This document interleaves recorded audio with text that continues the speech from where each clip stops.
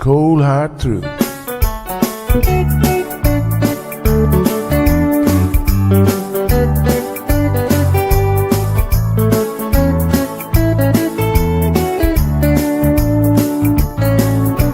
Everyone really want to know what's going on with her show. Just get on the air and you will know it's Sandra. The queen of the mile road is here, helping people from everywhere. Get on the phone and you will hear Sandra. Now she will tell you how it goes, but don't you ever step on her toes, 'cause you will hear the cold hard truth from Sandra.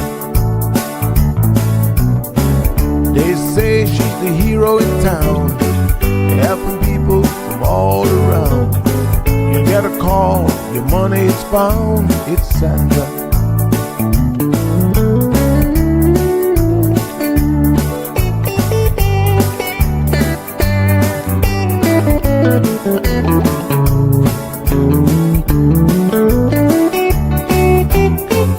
Some will call her late at night just to say that there is a fight, and she will not just leave it alone.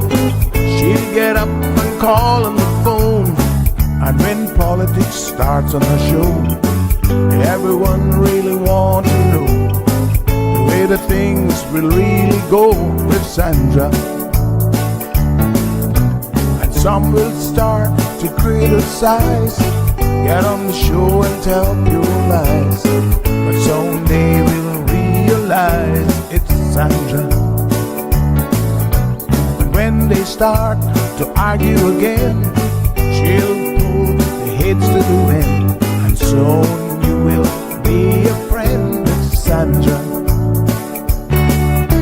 'Cause every day everyone wants to hear from Sandra. 'Cause every day everyone wants to hear from Sandra. 'Cause every day everyone got to hear from Sandra. 'Cause every day everyone got to hear from Sandra.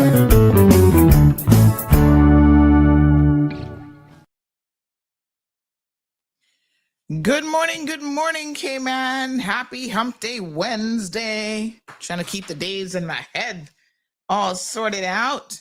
How is everybody doing? Well, I had a beautiful dream last night. Yeah, I'm going to tell you guys all about it. Want to hear it? Well, let's say good morning to each other first. Before I delve into that, let me see who we've got here now. We have Miss Marva Mills in the house. Says, good morning, Lady Sandra. Good morning to you, darling.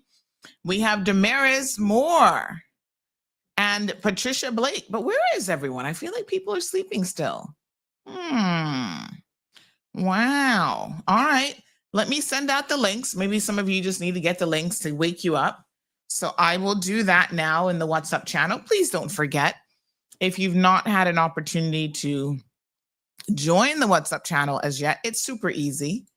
You know, when I was on that vacation, some of our seniors were like, I want to join the WhatsApp channel. How do we do it? And so I said, let me see your phone, honey child.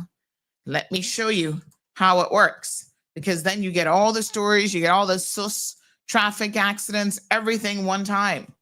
So it's amazing. It's fantastic. So make sure if you need some help, let us know. We can give you step-by-step directions. So you follow the channel, but then there's another little trick to it, because by default, WhatsApp has notifications on the channel turned off. So you have to turn them on if you want to be notified, because some of you are like, well, I still don't see anything.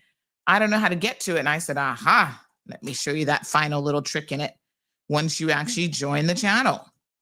So good stuff happening all over the place. And there's not so much good stuff happening in certain places. So we're going to talk about it all today. Yesterday, we had a very, very engaging conversation about the Second Chances program. It's interesting because I think that everybody, responds to a second chance differently. And, it's one of those things where everybody almost, I feel like deserves a second chance. Sorry, child molesters. I find it hard to give them second chances. You know, they need a whole lot of therapy, castration, and a good flogging before they can get to second chance. Not 3 square meals and snacks in Northwood Prison. I'm just saying. That's how I feel about them, ruining people's lives, but they're damaged goods too. But yeah, so you know, I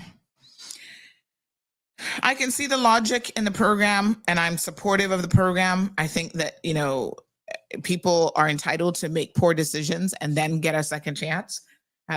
Communities have to be about rehabilitation. And so I do think that most people are supportive of it at some level. People just had a lot of questions around it in terms of exactly how it works and how it's done. And I think Mr. Franz Manderson, kudos and a big shout out to him, did a really good job at explaining to us the history of the program and how the program works. So yeah, it's good to know, you know. And you know, I found it surprising because when he said, well, this program has been around for a really long time, I'm like, really? Well, just goes to show that when it comes to PR, you got to keep on top of that, honey child. There's no such thing as, okay, people know, and let's move on to something else. You got to continually keep the masses informed of what's going on. Talk about these things on a regular basis. In fact, I would love for him to bring some people who've gone through the program on the show, and they can talk about their experiences. Because let's be honest, we're less likely to be harsh about it when we see a mother of, you know, several kids who's gotten a second chance and she's doing well in the Second Chances program. So I'm going to encourage Mr. Manderson, if he's listening this morning, to take that idea and run with it. Start highlighting some of the individuals who have gotten these second chances. You know, we all know somebody, quite frankly, in our family, in our lives, who, you know, we're like, oh God, how did they get mixed up in drugs or this or that? Dishonesty offenses in my mind are very, very difficult because, gosh darn it, just about any position you put those people in requires honesty. And so, you know, that's a little bit challenging when and listen, not for nothing, but remember now, the one offense that disqualifies you for life or even from political office is a dishonesty offense. And quite frankly, with good reason. I need to change my flag in the background. Give me 1 second. Let me do that. Who else is enjoying our little country song by Mr. None other than Mr. Berman Scott? By the way, Mr. Berman had a birthday recently, and I didn't get the message until after his birthday, but it would be, you know, remiss of me to not acknowledge his birthday and say happy birthday, Mr. Berman. I didn't even know how old you are, but you're like fine wine because you just look good. That's not cracking. So give me a minute. Let me just change my screen in the back and enjoy this country song that Mr. Berman wrote for me. So beautiful. It's the cold hard truth.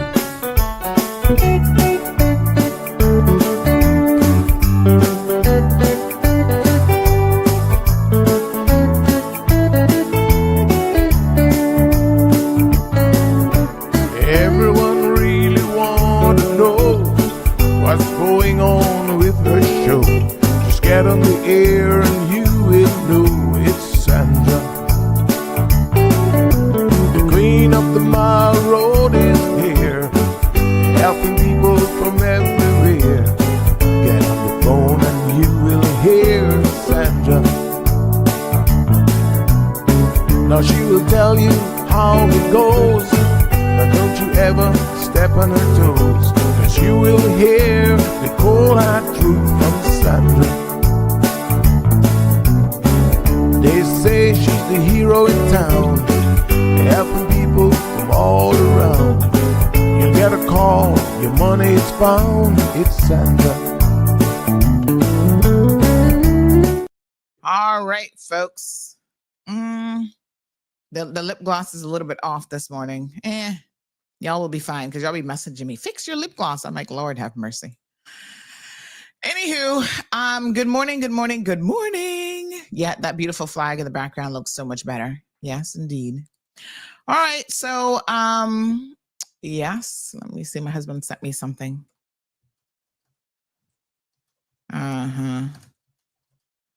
He be sending me stuff about what's happening in the world, news and stuff like that. And trust me, I'd be on top of it. I'm like, yep, saw that 2 weeks ago. Miss Island Pearl, hello, Miss Gina. Auntie Sandy, check your IG messages. Someone sent you something to post. Oh, okay. I'm not as diligent. We don't have a dedicated person checking messages right now because she's still on maternity leave. And I'll be honest with you, I am not as diligent with it as she was. Yeah. According to this, I got 9+ messages. And then IG puts a lot in the junk folder. So I always got to check a different area. All right. Okay. I see a young man messaging about his ID. He found his wallet was found. He said, thank you. I was unlawfully arrested last night and held at the airport. Is there a way I can speak to someone at Mall Road? Well, good morning. That was Tuesday morning. This person said this. I'm going to tell y'all, I'm no lawyer now. I'm not even moonlighting as one. So it depends on what you want to speak to me about. I mean, my advice, and you guys will know this if you've ever contacted me, anything to do with lawyers, I'd say hire a lawyer. Anything to do with the court, the police, being arrested, you need to hire yourself a good lawyer. There's good sense in that. And so it's not me. Yeah. And I got a story that I'm going to tell you guys. I'm not going to tell you now, but will somebody remind me in a couple months' time? I want to talk to you guys about Mr. What's his name? Brady. Remind me, I got a story to tell you guys about Mr. Brady, okay? Yep. It's a very, very interesting story. Mm-hmm. Oh, Mr. Brady, I thought you were a nice little Christian man. But we'll get there. Don't worry. We have another wallet found. This one has no name.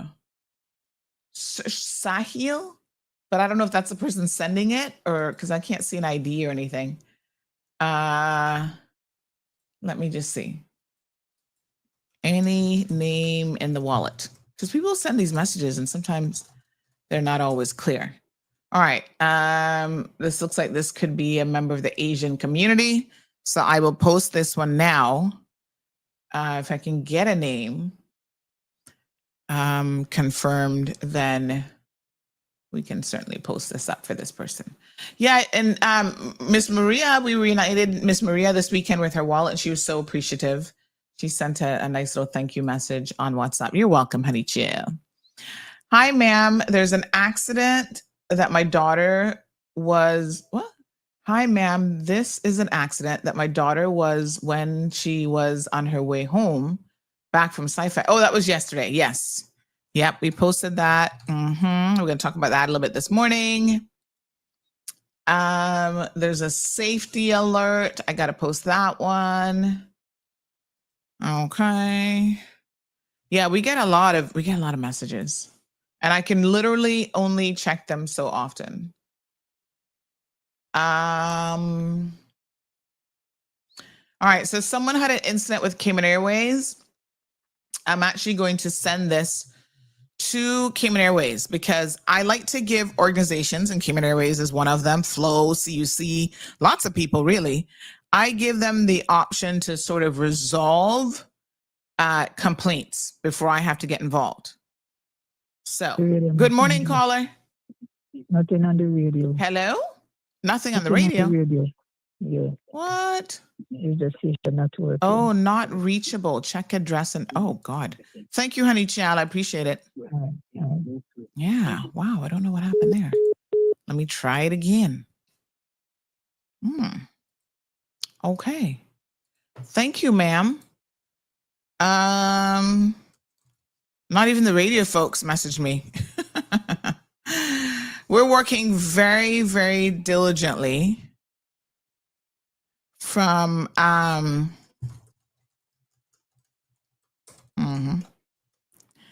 we are working very, very diligently on getting our radio station and stuff up. Just allows me to have better controls and stuff like that. Better quality controls. That means that if you're still not hearing me on radio, I got to play some music. So let's play that song again, honey chill. It's the cold hard truth.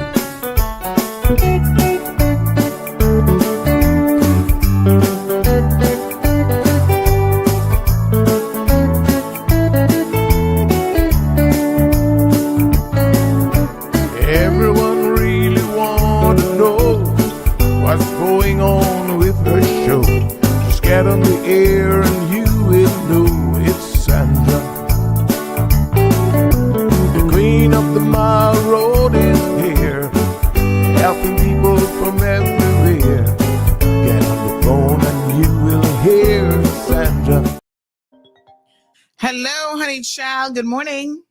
Good morning, honey child. How are you this blessed, beautiful day in the paradise? I'm good. How are you? Oh, I am blessed and highly favored. Yes, sir. What's on Honey your mind? child, it was so disturbing to see the van fire. Was it yesterday? Yesterday morning, yeah. Yeah, in traffic. people driving by the van supposed to explode. Even a school bus was seen. How can they be driving by something like that? Suppose the van explode. People Well, don't care about their lives. Work is more important than their lives. yeah, well, when you got them bills to pay, yeah. A lot of people might think that. Really? Yeah. Until something that happens. You If see, the van yeah. if the van had exploded, which work they want to get to? Hospital they want to get to. Oh God, I just think people need to have some more common sense. Yeah. I mean, I saw that and I thought to myself as well that it was obvious that most people don't carry fire extinguishers in their vehicles, which is something that, we probably should all do because you never know when you need one. But yeah, but yep, like I said, big shout out to somebody who works at CUC because they stopped and looks like they were rendering some assistance. So I bet those CUC guys probably do have some emergency equipment in there. I'll try to find out who that was, but I bet you they have some equipment in their car. Wow. I was just blown away to see traffic just stolen by this vehicle like that. Yeah, I know. And it wasn't until police got there and they said, nope, stop. And they probably made them back up a little bit that they were like, they were forced to stop basically. Yeah. Wow. People have no fear of the disasters here in the Cayman Islands. None at all. It's like when an emergency landing, they're all flock around the airport, and the plane. Oh my gosh, people just don't think. Oh, yeah. I just wanted to let that out.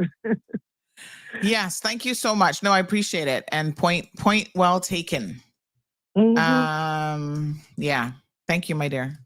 You're welcome. Anybody knows a young man by the name of Sahil, Sahil? That's the only name that we have on this. Your wallet or remnants thereof have been found. Looks a little bit tethered, might have been through something. And it's got a photo. Looks like a passport size photo and then some kind of family photo or something in there. You might want that family photo back. Looks like an oldie, So give us a call. Someone found your wallet and we would like to be able to return it to you. Name Sahil. That's the only name they saw in the wallet. That's Sahil. Anybody know Mr. Sahil? He looks like he could be... He doesn't quite look Filipino, although he might be. He looks more like he could be like Nepalese or something. Some member of the Asian community. So definitely not Indian, I don't think. I say definitely like I'm an expert. Just by looking at him, he does not look Indian. He looks like Nepalese or somewhere close to there. And you know what, too? I mean, not for nothing, but some Spanish people have a very sort of they're kind of like Mexican Spanish people. Some of them have very Indian features. They share a lot of similarities, like the Mayans and stuff. So could be too, could be Mexican. I'm just saying. But I'm gonna go with Nepalese. I'm gonna go with Asian, Nepalese, not likely Filipino. Hmm. Anybody know Sahil? Now I'm really curious to see where he's from. All righty, honey child. Hi, Miss Sonia. KK. I don't see anything on Instagram that needs posting unless it was that license. Trying to find a dog. So someone sent me a message.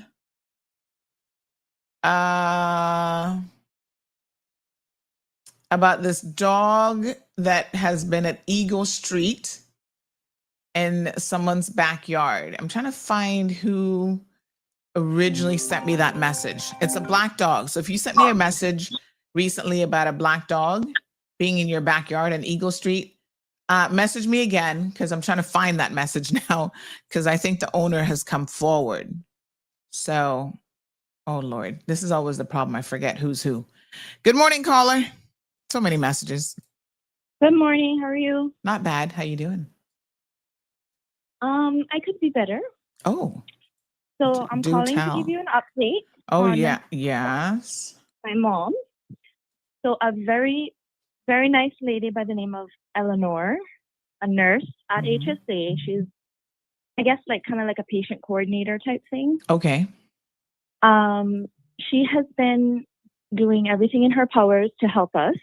So I just want to say thank you to her. But basically, once the CMO denies the referral, it's kind of out of HSA's hands. And I get that. So yeah, we're really no further ahead, but she's still trying. Would you like us to call the CMO this morning? You know, I'm gonna wait one more day because Miss Eleanor said she's going to do something today, write a letter today, and get the pain management specialist to also write something. But yeah, it's just, it had me concerned because I understand, like I said, that they want people to see the HSA doctors, right? But if you see an HSA doctor and the HSA doctor gives you a referral, like, are there, like someone was asking on the show the other day, like, is there a procedure that the CMO follows? Or is it just like, no, everyone go back to the hospital? Like, what is, I don't know. Anyways, I just thought I would give you guys an update that and let you know that HSA is trying their best. You see, well, this isn't necessarily an HSA problem. That's the thing. Exactly. This is a CMO / Cynico issue, because I don't know who's directing the CMO to send every single person to Health City. I mean, to what are they called? Back to HSA, yeah. Sorry, HSA, Health Services Authority, if they don't even have the capacity or the expertise or the rooms or the, you know, it's crazy. But my thing is, like, before you deny a referral, right, you should familiarize yourself with the case and read all the notes, because obviously it has to be on a case-by-case basis. Like, he should have read that she went last year and the chiropractor. So basically what's going to happen is she's going to have to go back to the chiropractor at HSA, and then he's going to give her another referral because he can't do anything. And I can tell you this, if the chiropractor at HSA gives her another referral and that is denied,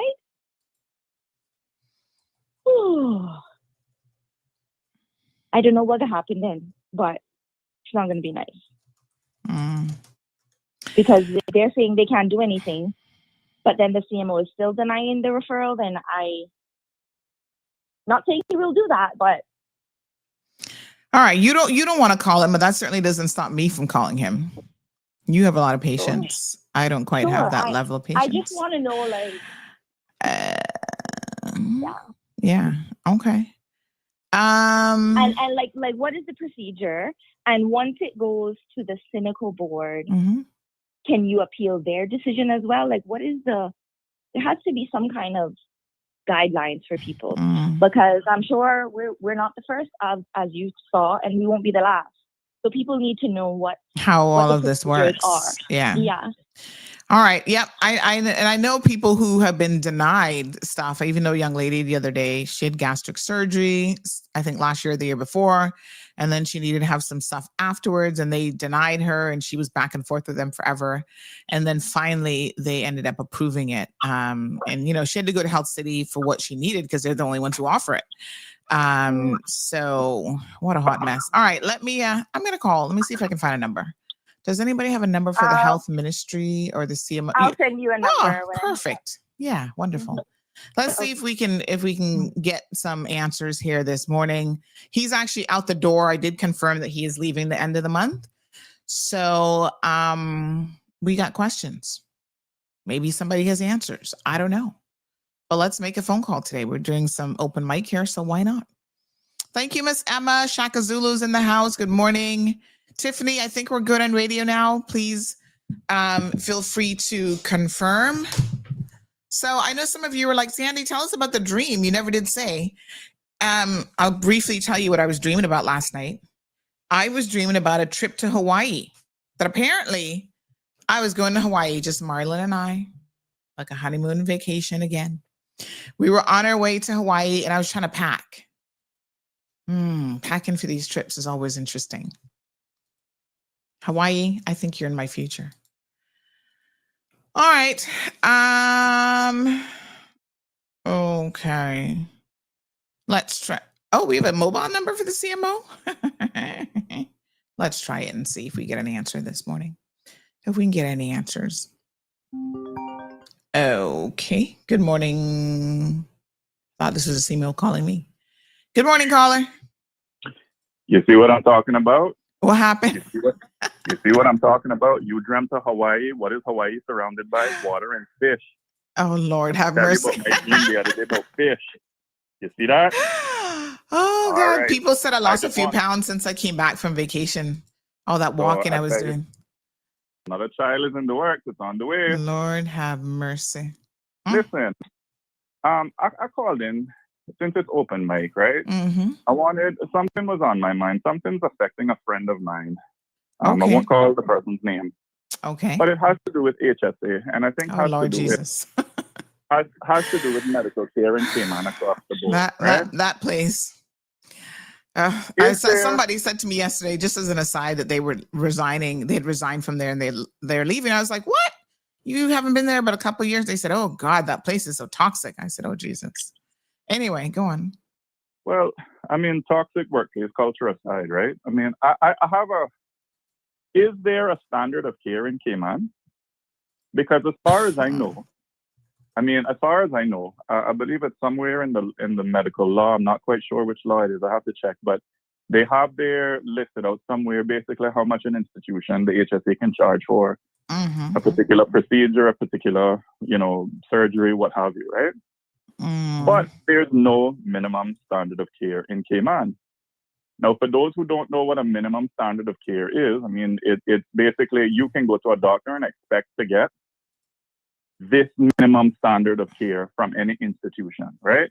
And the problem, I think part of the problem with HSA, and this is my opinion based on my experience and, the plight of other people, because you have the doctor coming from England, and England has their standard of care. And then you have another doctor coming from Canada, and Canada has their own minimum standard of care, and the USA and South Africa and India and Australia. And it seems like when you go to HSA, or it just seems like it's the luck of the draw which doctor you get. And what kind of luck of the draw, what kind of care you're going to get. I want to know if there's a standard of care, a minimum standard of care in Cayman. And two, if not, when are they going to implement that in law so that whether I go, you go, the young lady who called talking about her mother just now go, they can expect to get this minimum standard of care. That's why people run from HSA and would rather go places like Health City, other private clinics and other private places. Mm-hmm. Yeah. Anyway, since it's open, Mike, I just thought I'd bring that up to you. Yeah, I mean, it's a good question. And of course, there's not a fixed definition for what is a standard of care, like what exactly that means, right? If it's really bad, then you find yourself in court being charged with, negligent murder, like the doctor from HSA. I mean, or the one with the woman where her womb was removed. Yeah, and she can't have children no more. Yeah, I think that we know when it has crossed the threshold of being horrible to the point of, lawsuit or criminal charges. But when there is this kind of gray area where it's not really great, but it doesn't, it's not overly horrible in the sense that, but the first sort of right that a person has is, when it comes to this type of medical situation, is to lawyer up and to sue someone. And I think what happens a lot, Carla, it's a very interesting conversation because I have known of people who take to social media and air their complaints now, because of course we all do that, right? We air complaints about, oh, the HSA did this, or Health City did this, or this doctor did this to me, and whatever.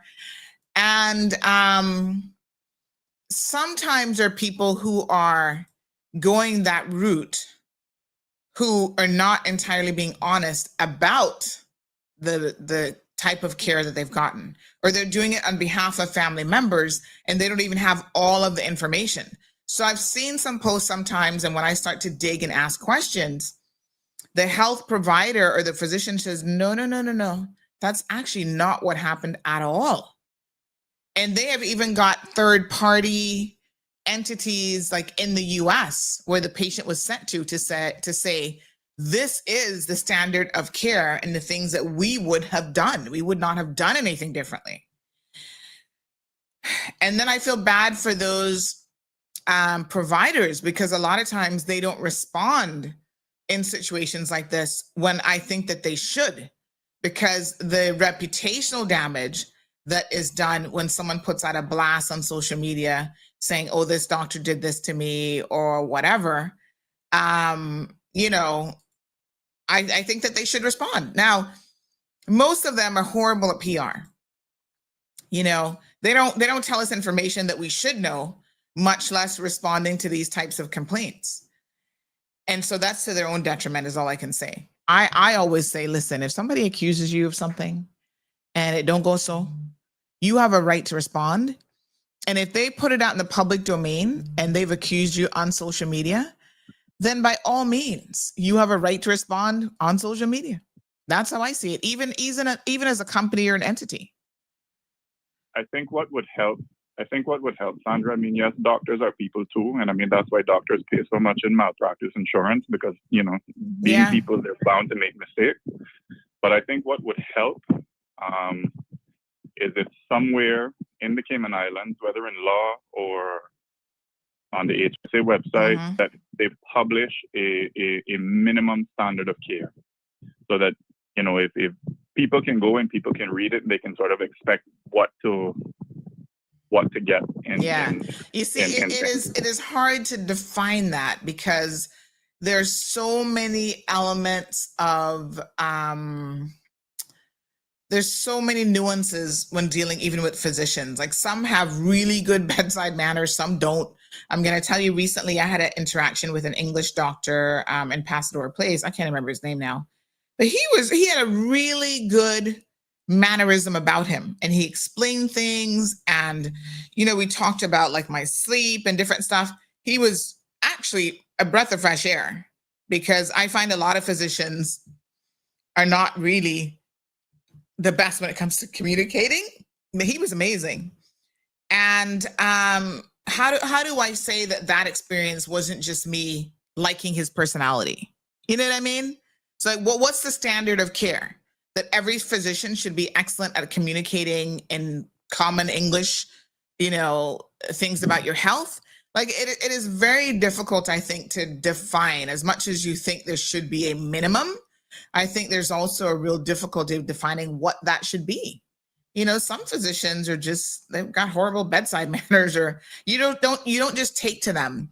And that is why I think that when you find a physician that you really, really like and that you take to, that's accessible, that, you can communicate with at your level, you got to stick with them, I suppose. And not everybody has that. I mean, I've found people across the gamut, from Caribbean people, Americans, English, it doesn't matter. I think it's something you either have it and you probably acquired it over years of experience dealing with people, or you just don't. So unless you're willing to be more specific about giving me an example of what your friend might have endured, the list is going to be like, okay, a clean environment if you're in the hospital. But what does that mean? Like Caribbean clean is different from American clean, if you know what I mean, because we're wiping out the bleach, the Clorox, this, that. So I think that you're trying to define something that probably isn't that easy to define. It's not a bucket list that it's going to be easy to put together. Despite, I mean, I hear you, and I think, yes, there is some kind of minimum care, but what exactly does that look like? That is I think that's where the difficulty is going to come in. Well, I mean, I think a good place to start is just where you said, okay, well, how do I want my doctor to speak to me? Okay, what kind of environment do I want to go into the hospital? I mean, I think I was speaking more towards, if X happens in Y procedure, Z is the pathway we're going. Mm-hmm. And if Y happens in this procedure, A is the pathway we're going. Mm-hmm. To me, it seems like it's the luck of the draw. It can be. What kind of care you get. And this is why having the ability to change doctors is one that I think should be almost a minimum requirement in the medical profession. Because if you get stuck with someone that you don't like, that you don't understand, that you can't relate to, or whatever, which Correct. I think a lot of times is what happens when you have these insurance policies that, like, okay, you have to go to this provider, that's going to be a problem. Because not everyone finds people the same. You know what I mean? There's some people who love certain physicians and others who don't. Scott EB says, if they're truly JC accredited, all this has to be written and documented somewhere. This is why I always have questions how they got the JC stamp. And of course, there's two institutions in Cayman that have JCI accreditation. That's Health City. They were the first ones to get it. And then HSA got it after failing about 3-4 times. So they failed a couple times, and then eventually they got it. I think it does say a lot about them. Not for nothing, but I'm just saying, contemplating this for a split second. The fact that there are a hospital that have been around, legacy hospital, forever, but yet they failed. It took them like 3 times to even get to the JCI accreditation, probably says a lot about them. Health City Cayman, brand new hospital, had a lot of processes I'm sure they had to set up and whatever, and were able to get it off the bat on the first attempt. Not trying to put the HSA down, but I'm just saying, you figure out why that would be. Okay. There's a lot of reasons why you can't get that JCI accreditation in terms of policies and procedures to put in place. And so when you talk about the quality of care, right, that's the gold standard. That JCI accreditation is the gold standard. And if they couldn't get it after so many attempts, well, then, that says a lot. And so maybe there's still things, for example, one of the requirements when you are JCI accredited is that when people submit their credentials to you, like your staff and stuff like that, you need to know what their credentials are. Well, HSA had never done that. They were hiring people and taking their word for it. Oh, you say you're a nurse. Okay, we believe you, kind of thing. you send a copy of your certificate, they weren't actually verifying for themselves that, yes, this person has this certificate. And you see all this news about fake nurses and stuff all over the place. So think on that even. That's just one minor example. Right? And that's how, in fact, the whole story with the fake nurses in Cayman came to light. Because the HSA was applying for their JCI accreditation, they were then forced to finally ask people, they had them sign these forms, like, we need to verify all your credentials, blah, blah, blah. So that's why they hired a lawyer. They now have an in-house lawyer. That's more money again, but at least they have someone there. And he did up a little form and made the staff sign it that we're going to start verifying your credentials. And sure enough, in the verification process, they caught a couple people who were not qualified, who, basically made up their credentials. And, I'm not saying that they weren't a nurse, but what they did was they didn't want to go through the proper accreditation or application process here. So what they did instead was copied somebody else's credentials in order to get it. And you can't shortchange, you can't do that. So on our end, the consumer end, it was the luck of the draw which one we got, correct? Well, yeah.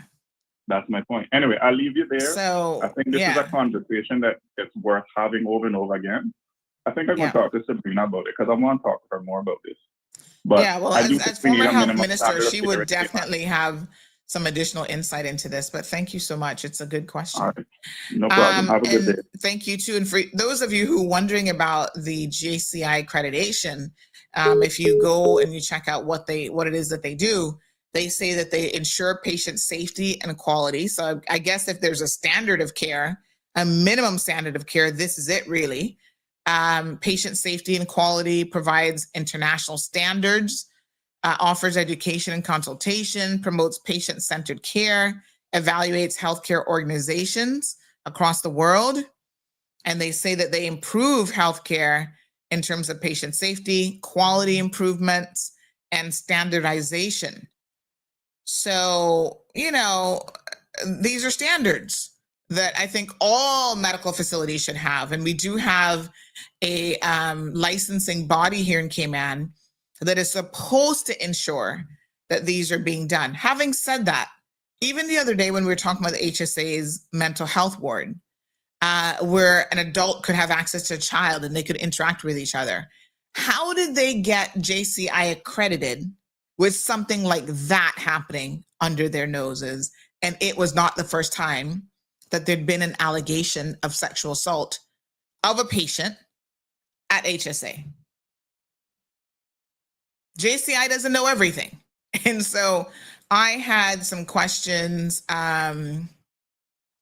So this person says, I wanted to clarify, this is HSA, that HSA received our JCI accreditation on our first attempt. Oh, really? Well, I can tell you, coming straight from even your board, that I'm going to double check my messages, that was not what I was told for years. So now we're probably splitting hairs about what your first attempt means, but hold on.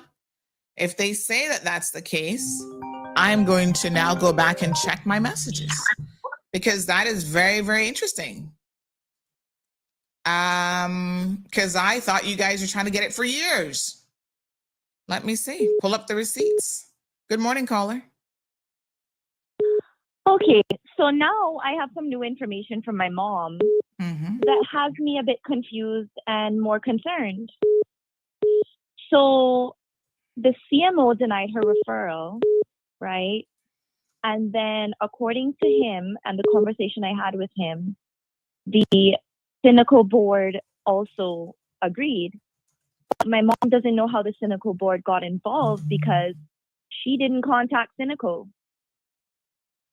So I'm extra confused now. How did the Cynical board, review board, even get involved? Because my mother said she didn't appeal it with them. She didn't even know that that's what you had to do.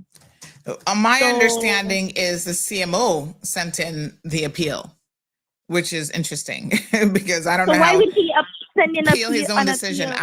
I don't know. But the whole Cynical didn't thing. turn down the referral. He turned it down. So he could have just said, okay, after further reviewing the case, I feel like whatever. So why is he sending it in for review? Like, now I'm all kinds of confused. Yeah. I mean, I don't even know. Because you have 3 different entities involved now. You have HSA, you have the government, CMO, and then you have Cynical. You have 3 separate organizations. Mm-hmm. And there's clearly a conflict, because why would Cynical, of course they're going to deny it because they want them to go to HSA. Like, there's clearly some kind of conflict of interest. Like, this doesn't make sense to me. The procedure and how things are done doesn't make sense to me. And I would really like some clarification around that. Yeah, that's why we got to make some phone calls, honey child. But thank you so much. Yeah, thank you. It's a mess for sure. So I'm trying to go back to my messages about the JCI accreditation, because I am sure I was told that it was about their 3rd attempt on this. Let me call Sabrina. She's no longer the Minister of Health and Wellness, but she might actually remember some of this, which her board would have told her. Let's see if we can get a hold of her this morning. Hello, good morning. Morning. Yes, right. The CMO should certainly not be appealing his own decision. But yeah, I mean, I don't know. I don't even know how you do that. Well, that's absolute foolishness. Like, that's like saying, okay, I changed my mind without changing your mind. Dumb. But what should be done is everyone has a right to receive reasons for decisions that are made by public servants. And he made a decision to refuse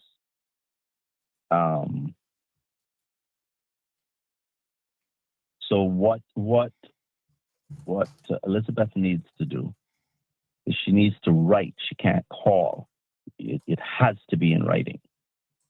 You write him and say, since the specialist gave a referral stating why they were giving the referral, since that is true, please give me written reasons why you're disagreeing with the specialist. Because you need that as evidence in order to fight a battle going forward. And that right to do that comes from Section 19.2 of the Constitution. That's what she needs to do to put herself on a solid legal footing. I'll leave it there for now. Okay. All right. Thank you so much. So let's clarify this. HSA is saying that they did it on their 1st attempt. And like I said, I am pretty sure that I recall this coming from the board, that they had, and again, this could be now splitting hairs, but we want to make sure we get it right. Maybe they didn't submit a full application because they couldn't get that far. So I am going to, give me 1 second. I am going to ask the previous ministers to see if she can recall how this really went. Let me see. Let's see.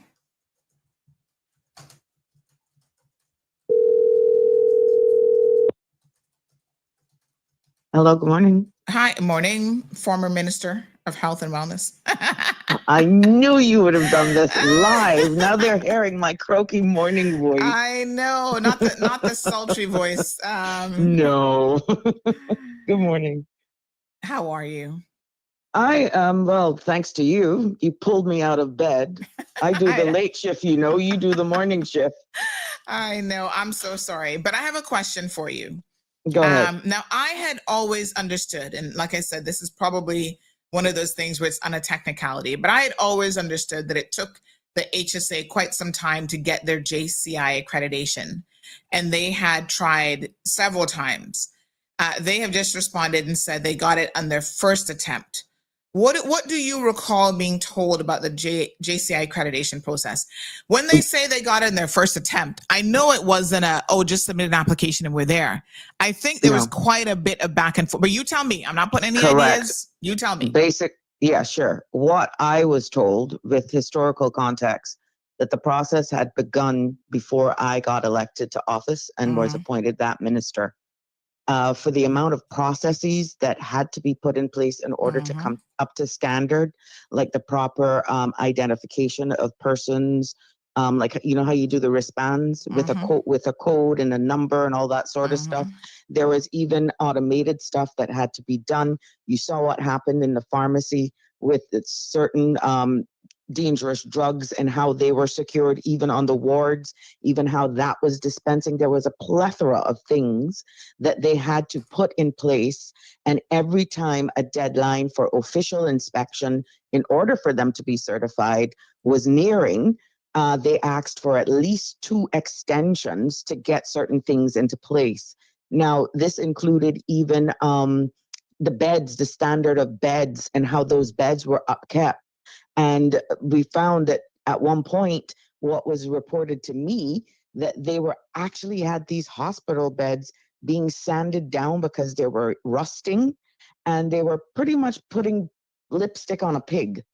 And they wouldn't have met they wouldn't have met eligibility to actually pass unless they had gotten these extensions approved. Well, eventually, from what was reported to me, they eventually got the accreditation, but there were certain areas that had to be bolstered up. I haven't gotten, well, of course, I'm no longer there. I'm not so sure where that's going right now, but it was like a conditional approval.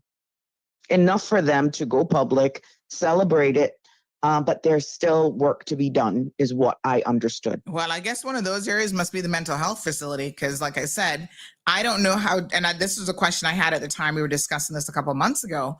I don't know how they got JCI accreditation given that whole situation there, commingling minors with adults in a mental health facility. So well, there's a lot of things. There's a lot of things, including the issue with the pharmacy.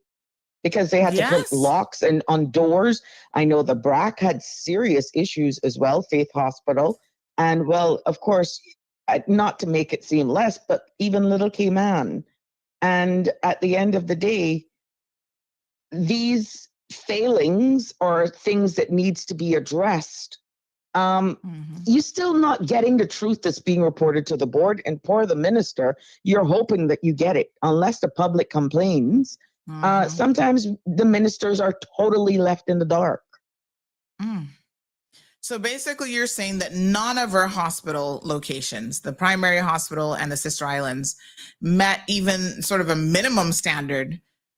Huge upgrades in order to make JCI accreditation to get that pass, and they're still working on them. Wow. It's even like confidentiality and safety of how records were being kept. Well, we know that Faith Hospital was built a very long time ago, and to say that that place, based on the growing population or potential forecasting, that basic services can be improved over there. And Windows visits were made and reports were given back, because I had my own tour as a minister. I was actually shocked. But then what you're told that's in the pipeline that will be done, that will be addressed during your time, it's my job then to go fight for the budget so that then they can get these improvements made through the board. Damn. That's the problem. It's the pace that's the problem. Wow. But for this exercise of JCI, it seemed as though it was only, I know the board of directors, they were fighting to let's get this over the finish line. Let's get this over the finish line. But because they can't be involved in day-to-day operations, they are totally reliant and dependent on what those senior managers are telling them. It's not until they make certain site visits, they're like, were we told this was going to be done by this state, and then they go back and they question, and then it's sugar coated. That's the reality of what's happening. Wow. Damn. There's accountability. They're allergic to it. And that word will continuously be repeated because there's something wrong with accountability. And if you question, you're a troublemaker. You're an antagonist. You're stepping out of your lane. You stay in your lane. You're too involved. You're not supposed to stay in the lane of the board. Mm-hmm. That's the problem.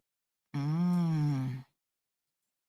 And then everybody who is asking for accountability because they know the responsibility that they hold are then, and I can understand where the public just goes off of what they perceive, but sometimes you got to take 2 steps back because some of these complaints were not stuff that was happening today.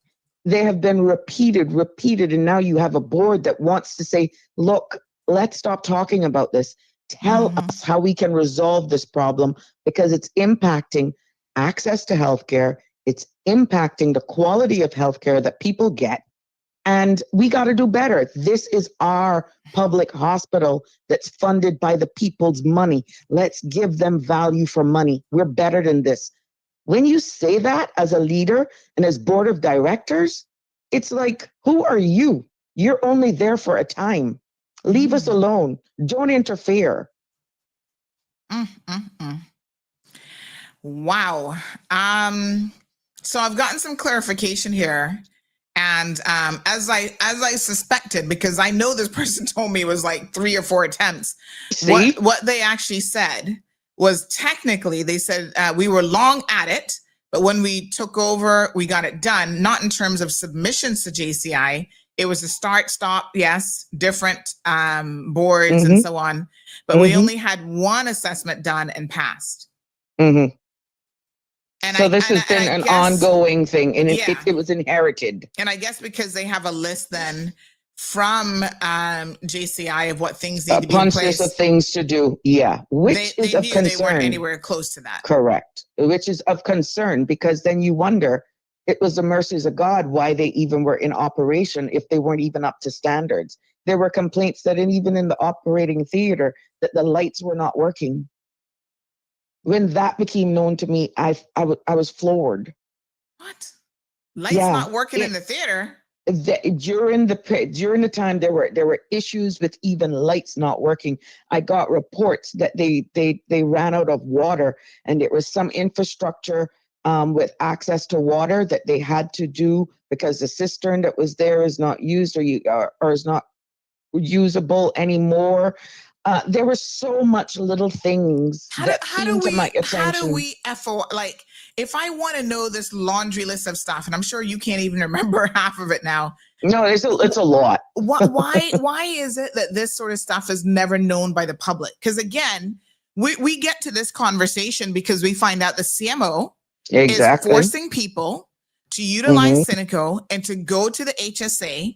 And you're saying, well, listen, we're only looking at it superficially, like, oh, you can't get an appointment for months. But there's bigger than that. But there's like real health and safety issues. Oh, well, that's not only the problem. And water and credentials. And I mean, that's not the only problem. The problem is when you, as a civil servant, let me change a hat now and be a worker. Let's say I was not a minister. If I am summoned or if I go to cabinet caucus, wherever, and told, look, we see how much millions are going out to private practice. And I then say, well, one doctor refers everybody here. Another doctor do this, but they were hired with this credential. Let me just look a little bit deeper. Okay. This is just for example. And then you then start to dig. And then you realize then that Cineco then is possibly being billed for services that are not even given to certain patients. That patients have been seen by certain chiropractors, certain physiotherapy companies that they didn't show up for, or they're not getting any better. So then you are then, as a CMO, who's in the front line having to sign off on all of this, understand that there are issues there at HSA with the physio department, with scheduling, and dental as well is another disaster. don't even talk about hearing. Then you go and say, look, let's meet. What are the deficiencies? Listen, what do you need? oh my what God. do you need? And they I tell stopped you. going to dental years ago when they missed that one of my teeth was actually fractured, like it had a fracture in the tooth itself. And they missed that. And I was like, oh, honey child, the dental issues I have, I can't play around with the few I have left. So I started going to private and twerking on a pole or something to pay for it, because it's certainly not cheap going to private dentists in Cayman. No, it isn't. But what I'm saying yeah. is, when you are given a mandate, someone holding in a role as a civil servant from your government to say, look, we see how expensive healthcare is costing. You can't tell me you have all of these specialists at our government hospital, and they are then farming them out to these private companies. That's cash that's going out. Okay, fine. If they don't like the surroundings, fine. If they're not up to speed, people are saying it's clean. It's not clean. It's nothing. Okay, it's all of those things.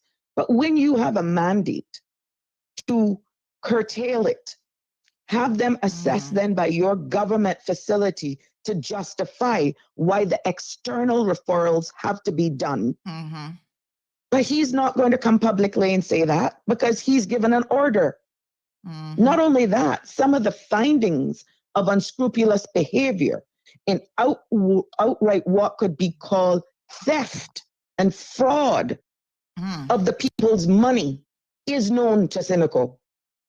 What the big question should be, why aren't they actually being held? Why haven't they been charged? They are aware. And it's the people's money. Wow. So I'm not telling you that the patient or patients should have to suffer for this, but there is mismanagement, poor governance, it is horrible that the checks and balances either refuses to be put in place, or because people know they will not be held accountable, they hold you out because people just don't understand the process of holding people responsible while the people suffer. And within the confines of a minister, outside going out and being a rogue, then what does that speak if you don't understand? What does that say of that individual? But that's when you reach a breaking point that you speak, because the people are misinformed and uneducated. And then what's even more infuriating, you have the people that are working in the environment and turn a blind eye, because as long as they're being paid, they're good. Wow. It is shocking. I mean, wow. I don't even know what to say. I'm just like, what the heck? Let it sink in. The time has come. We need to hold our people accountable. And we need to look at how this governance structure, and we need to put more belts and braces on how the people's monies are spent. Yes. Let me ask you one question about the chillers. This is something that I keep hearing, and I've heard it for quite some time. That even our morgue, and as far as I know, we only have the one morgue. Geez, I'm peace. We only have the one morgue in Cayman. And I'm being told that sometimes they can't even take bodies because those freezers are not working. They're not holding up the consistency. And I stand to be corrected. But the existing morgue that is being used right now must be some residual from day of Noah. It doesn't look as though the capacity was increased, even though we had a new facility, a new hospital.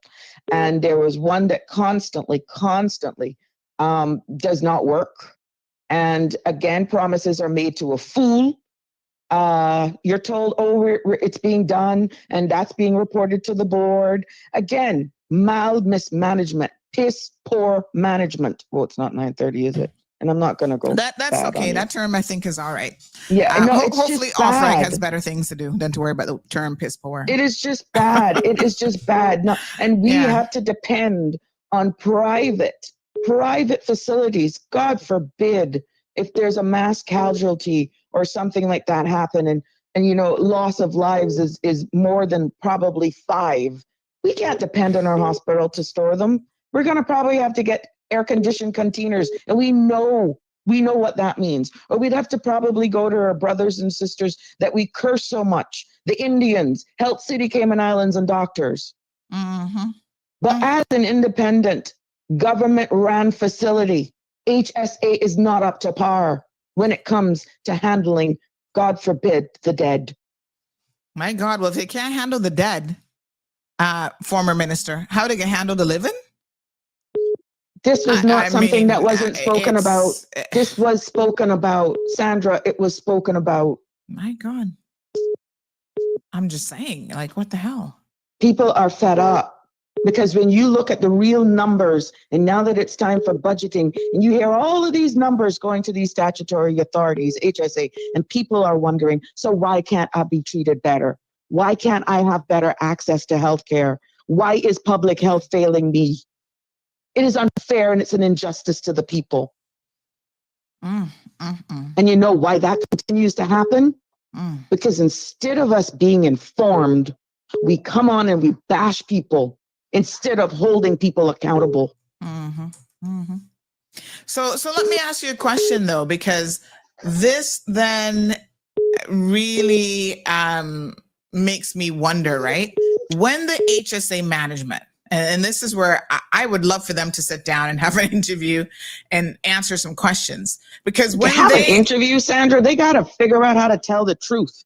The problem is, for years, in the little time that I was minister. Minister, please permit me. All right. Every time you have a meeting with these people, not to throw them under the bus, I can remember numerous of times. Numerous of times. Yeah. I had to remind them, look, calm down. I'm on your side. I'm here to try and help you. You know why I had to keep saying that?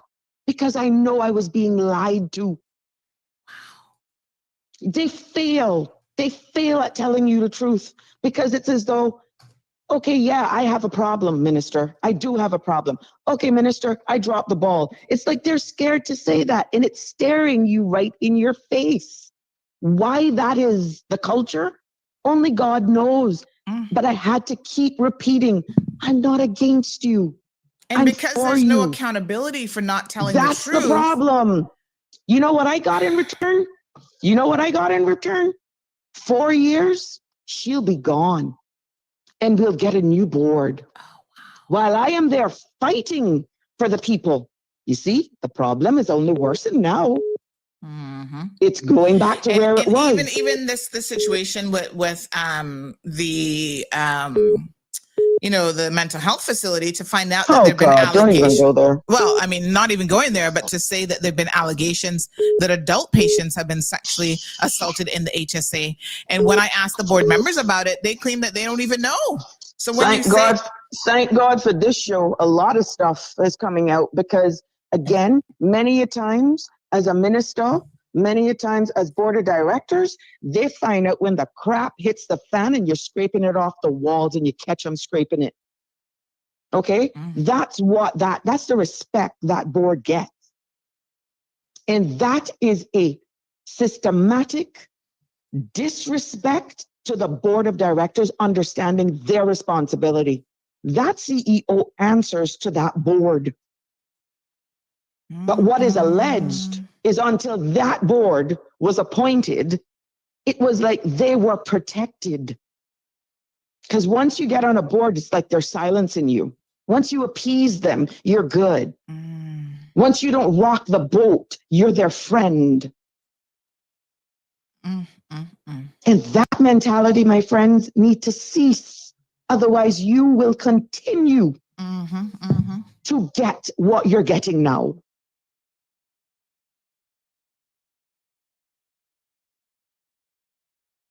When people speak out, you're ignorant, you're bitter, you're this.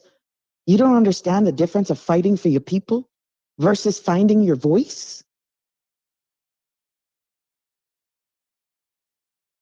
But that's where we are. That's where we are, Cayman. We have too much money being thrown at a lot of these organizations. and the people in return are not getting value, and it needs to stop. Mm-hmm. Wow, Minister. Well, I don't even need my Milo after this. I mean, I'm sitting here sipping on my herbal tea because I'm trying to make some of this sink in. Sink in. So when will there ever be any accountability then? Because even we have disclosed when as Caymanians and when people who are placed on boards understand and respect their appointments and do their job. When as Caymanians we stand together, bold, hand in hand, and do not ask for a favor, demand accountability. Wow. Let me ask you a question. After, we disclosed some of the failings of the mental health ward and the stuff that was going on there, we understood through the grapevine, put it that way, on the Mall Road, that what's Miss Lizette's position? CEO, Chief Executive Officer, was willing to leave. She was willing to resign, but she had conditions. That only came after my departure, so I'm just hearing Mall Road as well. Yes. Go ahead. So my question, though, is this. How do you run an organization with all of these known failures, lying to the board, lying to the minister, lying to the ministry, and somehow they're saying maybe it's time for you to go? You have a trump card to talk about you have certain conditions and demands? In layman's terms, pay me to leave, despite me I have failed. How? I have outgrown the position. This is why people say the civil service. Now, to be clear, they're not part of the core civil service, but this is why people say the civil service is not world class, because you can't ever fire anybody for non-performance or ill performance. Now, well, as a statutory authority, there were times where even as a minister, that we realized certain things from the ministry's perspective that we needed clarity on. And instead of them responding to us through the board, they went and sought legal action. Wow. And I'm funding them. What the hell? So it's like you tell your daughter to go brush her teeth and she calls 911 for abuse. She gonna go lawyer up. And a lawyer come and argue that she brushed it just enough where I can't say. Exactly. That's what has been happening. And I've witnessed that 3 different times while I was in political office. Not under my roof. Not under my roof. Well, that's the reality. That's the reality. Do you think this is a failing of authorities versus if this was still under core government, ministers would have more control? It's a little bit of both. It's a little bit of, yes, I would be the first one in the front of the line defending that to be returned back to core government. But it also shows where at the end of the day, you may solve one problem by being able to control more of the spending. But if persons continue in the same culture and behavior that they're going to put a blind eye instead of just following the process in holding people accountable for doing their job, then are you really solving the problem? And that, my friend, is where a little bit of nepotism comes in. Some of the disadvantages of being a small island development jurisdiction, because everybody knows everybody. It is alleged that some people are very protective of the current CEO and their other doctors. It is even alleged that some people don't even want to speak out because, God forbid, if they get sick, that's the only trauma that you got to go to. It has crossed my mind a number of times. I hope I don't get sick because I have been vocal. But these are the things, unfortunately, that impacts us as a small island country.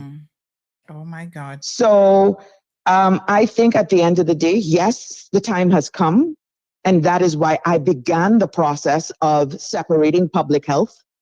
And you saw that never went anywhere because to this day, even though public health gets funding separately, in addition to other funds, there could never be, I never received a direct answer to show me how the money that I'm giving you specifically for public health for nurses in the schools, for people to be on the ground, going to our people in the districts, for the operations of the district clinics so that their hours could be extended, properly manned with specialists and all that sort of stuff. Bodden Town, we see what's happening there. To this day, I have not gotten a direct answer for how those monies are accounted for. Because guess what? We'll just wait her out. We'll wait her out. Who she thinks she is. So How let me just dare her. clarify this. You would give them money for public health, which included the district councils, education and programs in school, etc. And you couldn't get a clear, like, this is what was spent, this is what we did with the money. Or this is what we do with it. No. Specific to public health. Yeah. So even they could have rolled it in to the overall, they could have spent it somewhere else and you wouldn't even know. Even the offices, even the big admin offices, we don't know. Because those are considered executive outputs that are funded by the ministry, including that of ambulance. And when I ask all of this money that I'm giving ambulance, why are we having delayed times?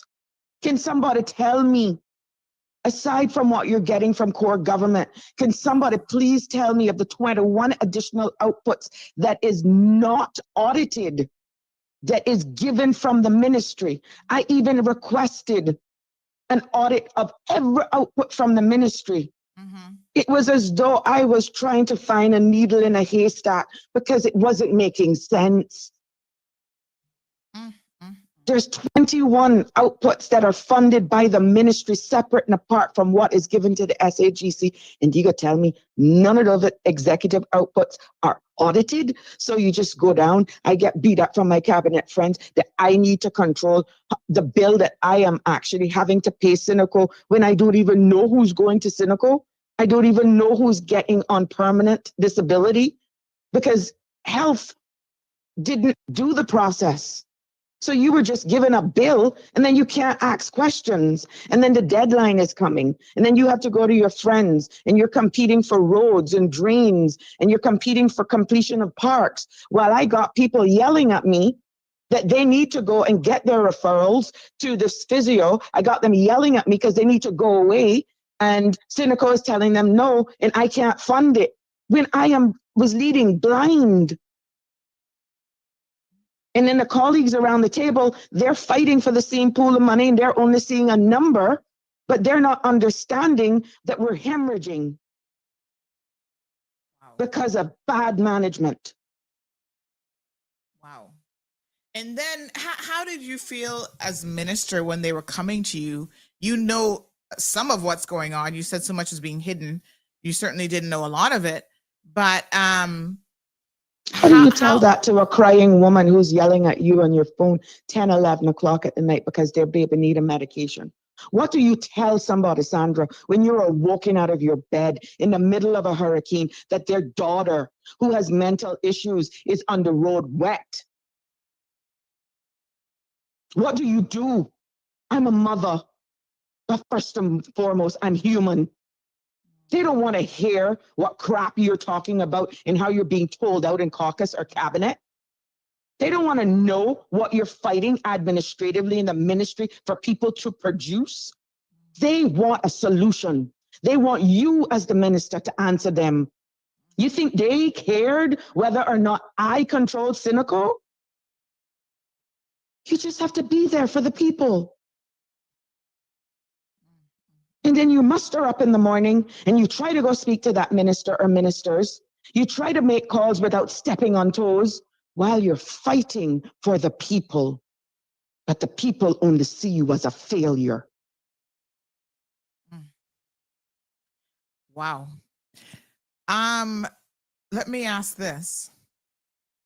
When all of this is going on, and then they come to you and say, oh, we need money for a cath lab because we're trying to keep up with the Joneses, with the health cities.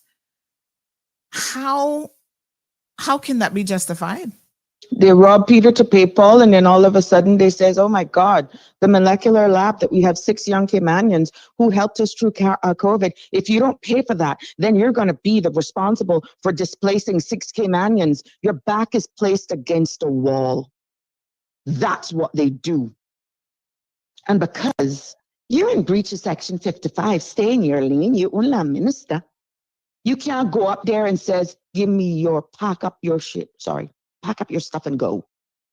You can't do it. That has to go through the board. And then you're saying all of this as a minister to the board, and then they have to find a confidence. And many a times they doubt what you're saying because it's mind-blowing. It's mind-blowing that these things are happening. And then they are sitting there, bring up the conversation to the senior managers when they attend their board meetings, and they got their stories so crafted. Tulips and roses, blue skies, not a cloud. It makes you feel like a liar. Those are the characters that we're dealing with. We got our oncology department for the high rate of cancers that is happening in our country. And they are fighting tooth and nail. You got radiology that is busting at the seams. Excellent staff. We have so much good staff. People who are really, really wanting to care, know what bedside services are all about. Bedside nursing. Wow. But if the fish stinks from the head, you really think you get time to get to the tail? From the person that even cleans the yard? From the cleaners? Really? Wow. No, you're not going to get that far. Wow. Wow. The victimization, the silencing, the muzzling that's happening in certain areas within our government, people are scared. While in this case for healthcare and accessing healthcare is becoming more unreachable, and that shouldn't be for the amount of money that is given to that organization. Wow. Someone is asking to ask you about the mission statement of the HSA. I mean, I don't know if you know what it is, but I don't know it by heart, but I tell you what, they got a lot of work to do. And unless everybody is going to follow that mission statement, then it's just words on a wall. We all have to be paddling in the same direction if this country wants to move forward. And that's going to take people being informed, people being educated, people finding their voice. Because until it's on your doorstep, you're good. We need to stop thinking in silos and start thinking that everybody matters. wow.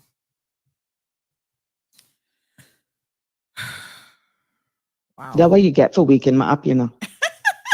I don't even know what I am.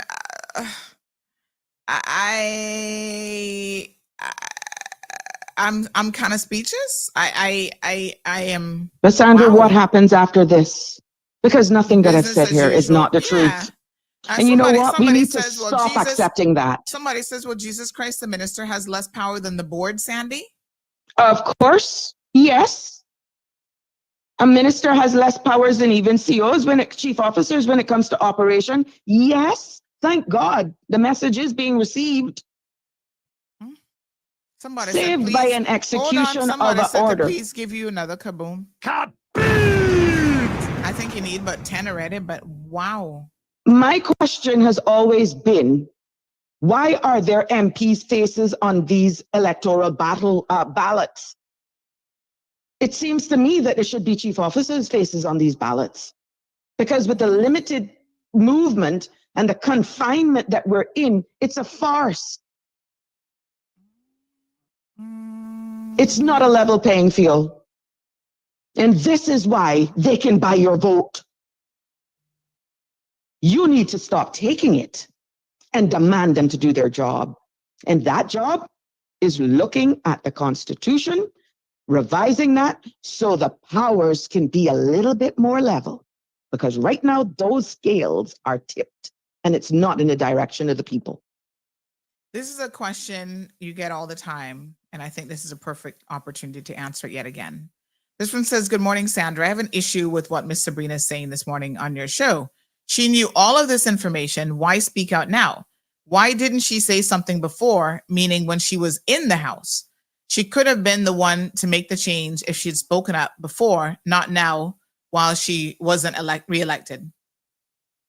How much times am I going to answer that question? They didn't But hear let it, me so answer answer it again. Mm. You're limited with what movement you can make, and in a cabinet of 8, unless everybody supports you, it's not going to happen. Many of the changes in speaking out, I did. And indirectly, you saw what they did me with Ponciana. My own turned against me for speaking out. There was a point in time when the idea even coming about the separation of public health, that I had members of the board that was appointed there by me doubting me, and they were siding with HSA. Oh, yeah. So you speak out, you speak up, and then I had to, you become a problem. And then I had to then navigate around how I'm going to try and produce and to fight for the people. And then I realized then that I was even being somewhat slowed down from the ministry, because you had people that you couldn't hold them accountable for deliverables because they were more busy at getting you out and slowing you down than looking at their role. I have had meetings on top meetings. I have voiced my frustrations in there, but not everything you wanted. It's like when husband and wife is having a problem. I got come on Sandra's show to talk when me and Erica issue. No, no. So sit down there and think. Sit down there and think that where I get all of this mouth from. Anyone that worked with me, including those who I served with, will tell you it wasn't that I wasn't screaming.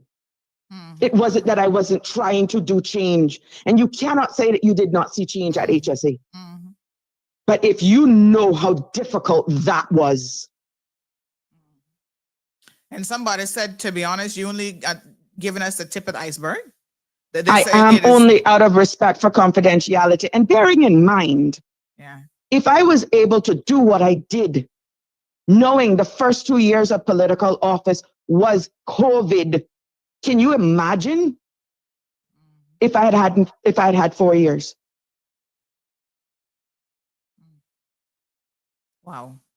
We can pay a blind eye to COVID all we want. This country was locked down. We weren't even open. Yeah. I was fighting the forces of tourism.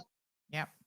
I was fighting even ministers speaking as ministers of health because they wanted to open up. I had sat down in meetings where we had doctors looking at, so what? So what if we open? So what if a couple people die? You know what kind of restraint that is for a doctor to look at you as a minister and say, so what if a few die? That was something for me to come out there at that time to talk about. You know what kind of unrest we could have created here in this country? Yep. Especially how small our community is. So many a times you got to know how to choose your battles. Yeah. And the scars that I've gotten by fighting for the people, I thank them because they have made me into who I am. But don't look forward. Continue to look back and see where it's going to get us. Continue, Cayman, to walk on egos instead of standing together. See where it's going to get us. Wow. Because it will not work for the next generation. Let's talk a little bit, Sabrina, and I know you've touched on this before, and Jasara and others are saying, Sabrina has been saying this time and time again, as ministers, they only get money for them and that's it. Another person says on WhatsApp, Sabrina said all of this all along, Cayman people just don't listen. She's been explaining how this works from the time she was in power. And I think the difference is maybe you were not as direct as you needed to be, again, for the sake of things like collective accountability, right? Correct. And this is something that we need to understand, how this collective accountability and responsibility actually works. Because if you go in there and you're a minister and you start saying things like this on the radio, you're throwing not only yourself, but your entire government under the bus. Exactly. Exactly. Niggas say, look at it, they're fighting amongst themselves. They can't even give her no money. Not only they don't that, even but understand. Constitutionally, you can't do that. Correct. Correct. I can't. I can't. Someone says, who elects the board members? The ministers of or government board members are appointed by cabinet, and then it's a discussion around the table, and we try to do fair and balance where With health, it's a little bit more rigid because of how the law is worded, that you want to have that board. You have at least 1 or 2 members of civil society, which means that they wouldn't necessarily have to have a medical background, but that you would hope that there was somebody with IT, somebody strong in HR, like they're specific. And then, of course, you want somebody that would understand clinical. You want a representative, somebody that may understand legal. Doesn't necessarily have to be medical law, but other boards are structured differently in accordance to the law. For health, it's a little bit more complicated because you want persons that would have some sort of idea. Some competencies. Right. So when they're telling you foolishness, you can stop them. And you see, I think that was one of the biggest problems with them. I'm not a doctor, but I've worked in a healthcare facility. I worked at the hospital. And when they were talking foolishness, I was able to call them out. I understood it. I understand the language. And that's when I became a problem. Oh my gosh. Wow. We got a lot to fix all over the place, but I think that healthcare and the government-run healthcare facility is at the top of the list. So this is very scary. Because this is going to be the news. I heard the former Minister of Finance, Mr. Marco Archer, and I'll never forget those words. He said, the news around the Cayman Islands pocket purse is healthcare if we don't get a handle on it. That's the noose around our necks. Wow. So it's good to give people freedom of choice, but that comes with a price. And if we're all going to pay into it, save by exception, those retirees, those who are, just on permanent, somebody has to fund it. But you can't give choice as a free meal ticket. The cost of healthcare around the world continues to escalate. So at some point, it's going to come home to roost. And that also includes how we hold our insurance providers accountable as well. So it's not just accessing healthcare. We also have to look at health insurance and how insurance companies are performing. Couple questions from our listeners. Anthony says, can you ask Sabrina what would be the biggest remediation step to take right now to clean up the HSA? Change of the board, change of the CEO, change all middle managers? I think the first step is to properly make sure that the board understands their remit. I feel that the composition of the board with the historical information and what strides they have made thus far is best postured right now in order to do what they have to do at this time. We don't have to ask whether or not the CEO's position is in question based on performance. And from what I'm gathering, that there's more information right now on record to prove where one's ability to continue in that position is rather questionable. Failing to respond back to the board's requests to put certain things in place in a timely manner, amongst some of the things. But also to have it properly managed. You don't need, I feel, even a doctor to manage a healthcare facility. You just need somebody with the right skill set and the ability to, the ability to call it out for what it is and maneuver the system where HR is concerned that if persons are not doing what they're supposed to do, then here's your outgoing package. Have a nice day. Now, again, it's very hard. Someone says change the board. That's where the corruption is at.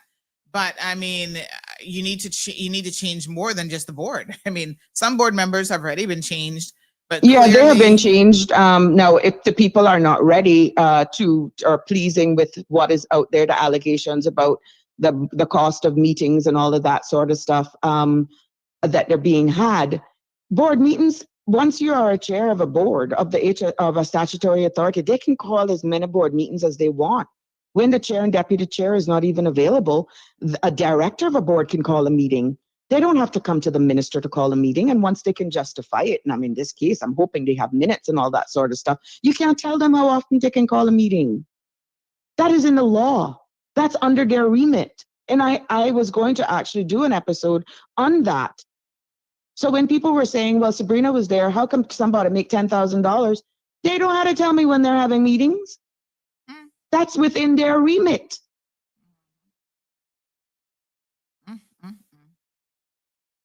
Wow. A few more comments coming in reference to the HSA. So one person says here, the boards are a form of friend. Someone that works at the hospitals here listening with me, and they said they need to let Charmaine go because she is a problem. You got a lot of problem there. Well, you got lots of problems there. She's not the only one I'm hearing. And they said, you know, is she the same one that got fired from police? I believe the young lady said she gives everyone hell and say that they can't get rid of her. She's the devil. Now, let me say this much. Yes, there have been a lot of complaints about different people at the HSA. But if I had to pick out what the one singular person that I have heard more complaints about than anybody else, it would have to be Charmaine Moss.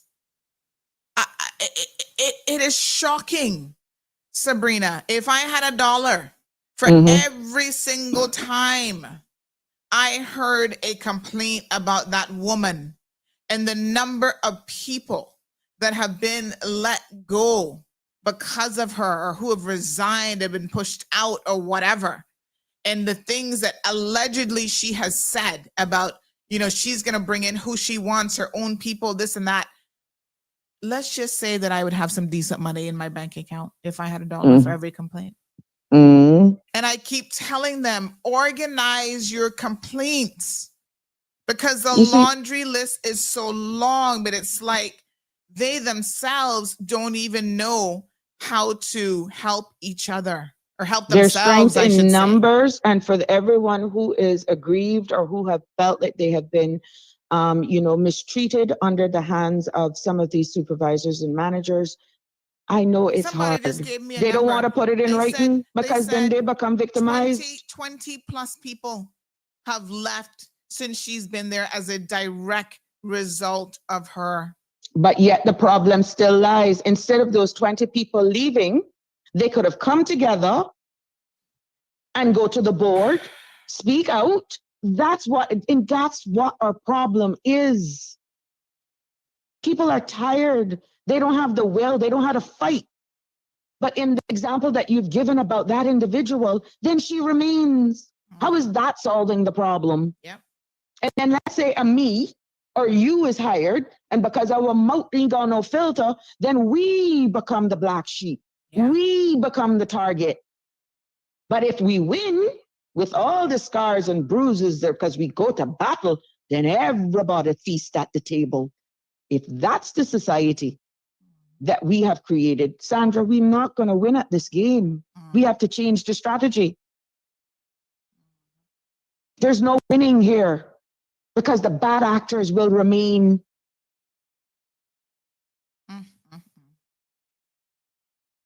Someone said that they did a petition and nothing happened. So petition, did you not hear about that as health minister? No. Well, there you go. What a petition was about? Charmaine Moss and her treatment of them, et cetera, et cetera.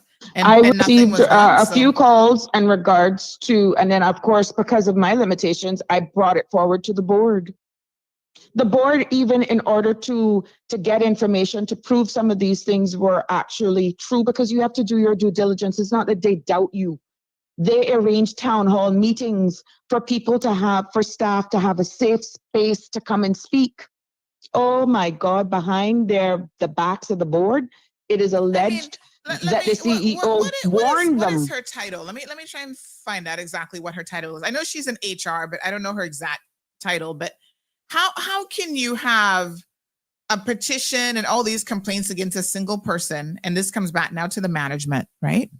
And the management, the CEO, the HR manager know that this is an issue. Know that staff morale at the HSA is so low because of one person in your organization making everybody's life a living hell, and you don't do anything about it. This is almost as bad as what was happening that they're not over on in the Team Friend?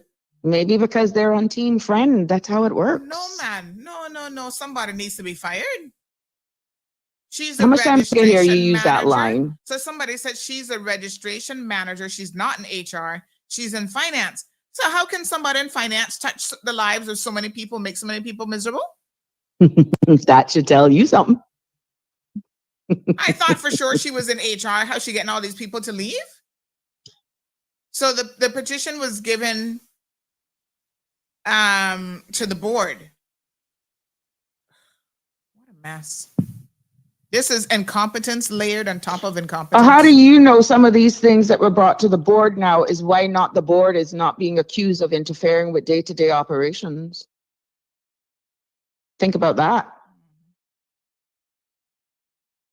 Because then there's an outright campaign right now. And how do we know? I mean, they have to answer for themselves. They're an independent board. And action items then are reported through the ex officio officer from minister up to the minister, unless stuff like this becomes a national topic. Something needs to be done. I can be honest with you, legislation needs to change. And you can't just change legislation now based on the players that is in there right now. What if you get a rogue minister in the future? You understand? So you got to know how to just get the right balance. And we know how the results of an election goes. We know that nobody wants health. There's been really no continuation of a health minister.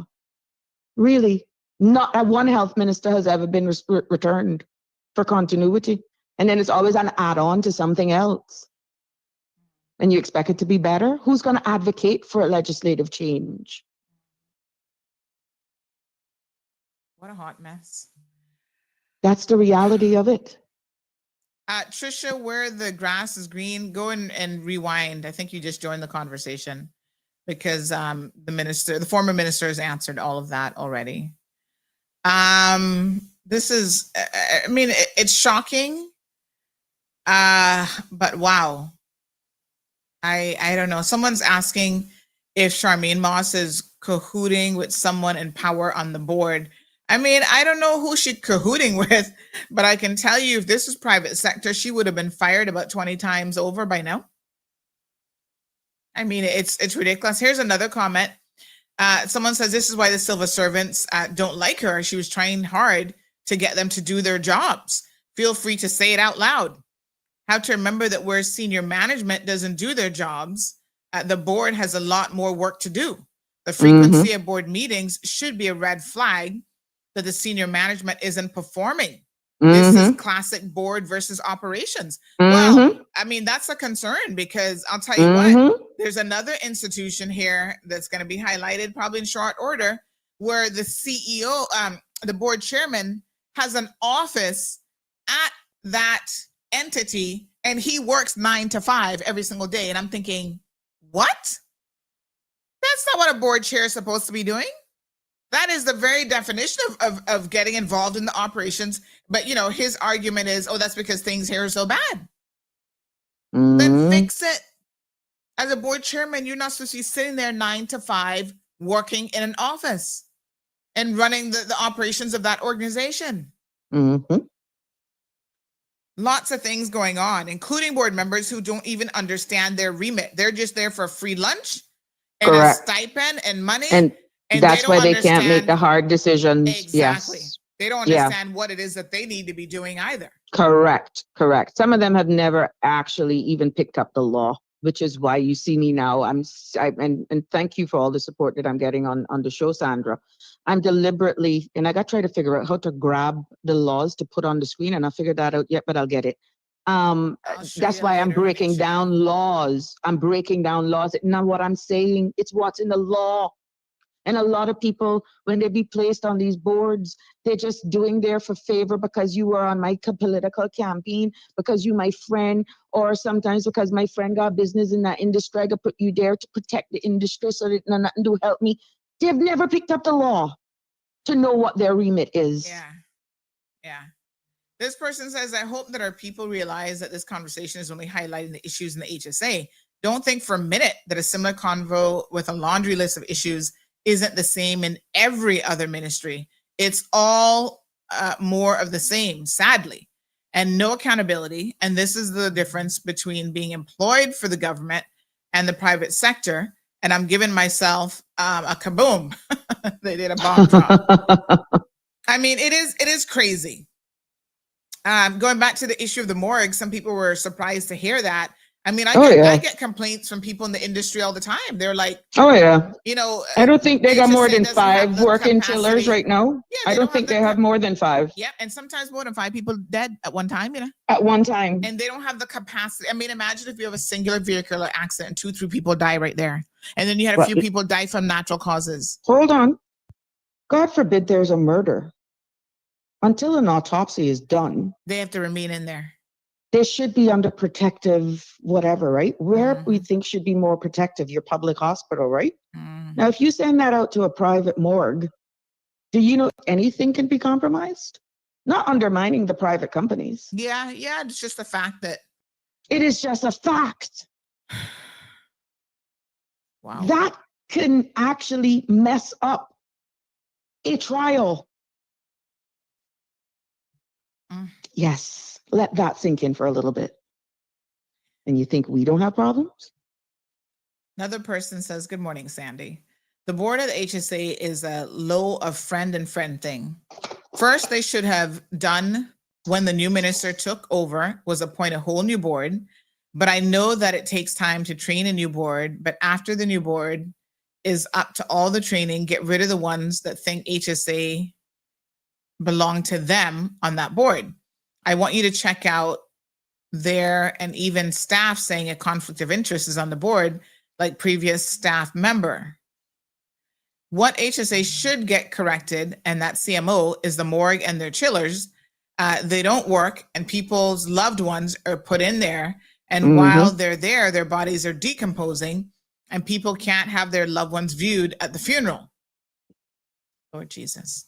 I heard of one case when I was in political office, and that was when I started doing an investigation on it. And it was only there and then that 1994, when I left hospital to go to immigration to work, that we were still dealing with similarly the same capacity was when I was working there from 1990. So that's when you found out that the capacity of the morgue Yeah, is the same when from I the was 90s. that was shortly after I got elected that the report came to me that someone was placed in a chiller, and of course they didn't realize that it was not working, and unfortunately that loved one could not be shown at their funeral because of the level of decomposition. Oh my God.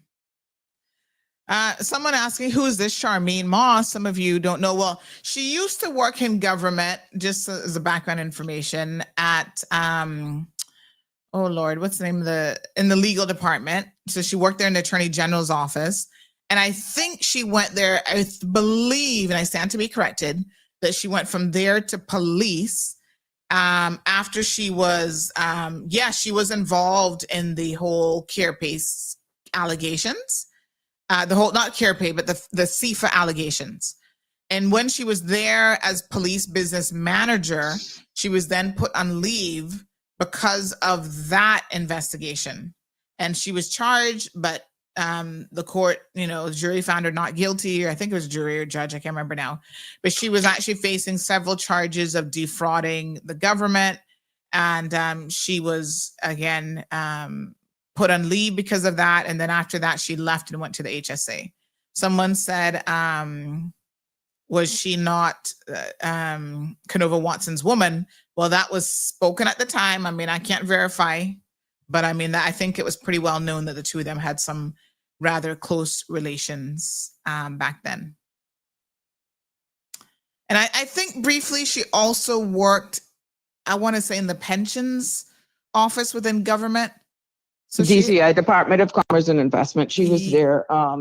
Yes. She was one of those officers to help small businesses. That's right. Somebody else just said that she used to work DCI. And she did a very good job when she was there as well. I must say, give credit where it's due. No, she was very good there. I've actually known Charmaine from when she was at the legal, at the Attorney General's office.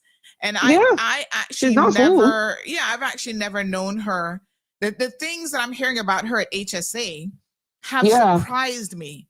And I don't know what's going on at HSA, why all these people are leaving, and why She's always had a strong personality, though, to be honest with you. That's just her. But there's a level of humility, and there's a difference of being... there's something else going on HSA with her. Yeah. The complaints are not, and I mean, it runs the gamut from people. So I can't even say, oh, it's just one or two people that don't like her. When you have multiple people saying the same thing, something is wrong. Yes, it is really quite shocking. The number of complaints that have been levied against her. So I don't know. And it seems like, but there's this thing that where there is no controls, people do get their egos get a little bit out of hand. And maybe that is exactly what's happening. Now, someone else has an interesting statement regarding some other things going on at the HSA, which I find to be, if true, quite shocking. This one says, girl, you having 2 shows today, by the way, just in case you missed that memo. This person said the old board members, let's look at who they are. Dumb people. They need to do a full audit. It is said that the first batch of money he received from the government, he used those funds for a family vacation. Oh, that was my apologies. That must have been, was that yesterday's show? Oh God. That's a different show. My apologies. Oh, that was with Vincent Frederick. God, that's an old message. Hold on. Let me get the correct one now for today. Because child, sometimes I'll be missing my messages. All right. So today's message says that this was Chris Boy, when you were talking about the beds earlier, how the beds were not even up to standard. You can imagine. Oh yeah, they were rusted. They had them given to some metal shop. To sand them down hold and on. to paint them. Let me give you the source now. Let me say something. This is so funny, right? I didn't ever really think about this, about beds. But a couple weeks ago, ironically, someone sent me a picture saying, these beds are being given out by Health City, Cayman Islands. There's a picture of a bunch of beds. I'm trying to find it in my chat. And I was like, beds being given out? So I reached out to Shamari and I said, excuse me, I just need to confirm if this is true. And he said, no. He said he don't know where anybody got that from.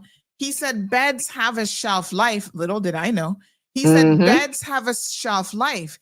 And after a certain amount of time, they have to get rid of them. They cannot even give them away. Because this person saw them piled up outside going to the dumpster, and they sent me a picture of it, and they said, post up this message. Good thing I didn't post it up, misinformation. They were like, post this message up, Sandy, because these beds are being given away for free. And I thought, that's interesting. Because the liability then, if anything was to happen, remember, they're expired. So a facility like Health City would be responsible should it malfunction. Exactly. So when I reached out to Shamari, he said, no, Sandy, please don't post that. That is misinformation. Because those beds have to be decommissioned.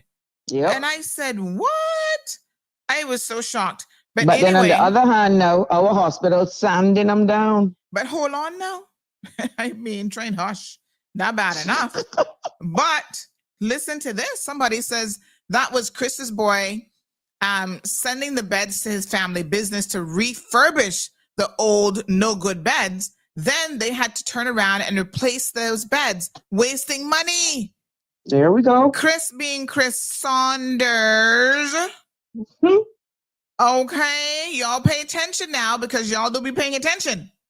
So he had some friend business where he was sending them to a family friend's business for them to refurbish them. Come to find out, they eventually had to throw them out anyway in order for them to pass JCI accreditation. But I bet you they got paid. Of course. What do you think? Because services were rendered. That's right. Boy, we can waste money too. And here's the picture. I just want to show you guys this because it's so funny how things kind of come full circle at a moment like this. Because see all these beds here? And somebody said, these beds are, can be given away to poor people in their homes. Shamari said, no, honey child. He said, please don't post that up. He said, we can't do that. We would get in trouble. That, again, going to the whole thing about JCI accreditation and all these different kind of things, there's certain standards. So this was August the 27th. I said to him, I said, hey, Shamari, are you all giving away hospital beds? And he says, that shouldn't have gone out. Someone unofficially took the picture and misunderstood what we were doing. They said some of these beds are at the end of life and condemned and not usable as potential to be unsafe. Yep. And HSA, I guess, had a lot of unsafe beds that they were trying to refurbish. A lot of unsafe things. Again, when your leadership is making $25,000 a month, explain to me how any of this is allowed. How any Equivalent of this can to happen. the salary of the United States of America's president's salary. Lord Jesus, help me out here. So I had to say, well, who Chris is. I wasn't, when they said Chris, of course, I wasn't even thinking. I said, Chris, who's his boy? They said Ronnie Dunn, who Ronnie used to be there at the HSA. Same one that given Chris Saunders information now on the board that's being called up in Public Accounts Committee. And Chris Saunders is now targeting the board because they're trying to hold Yearwood accountable. It's the Canova Watson gang. And then they went on to say, Sabrina Turner fixed you today, talking about you speechless. And I know I am fixed today, trust me.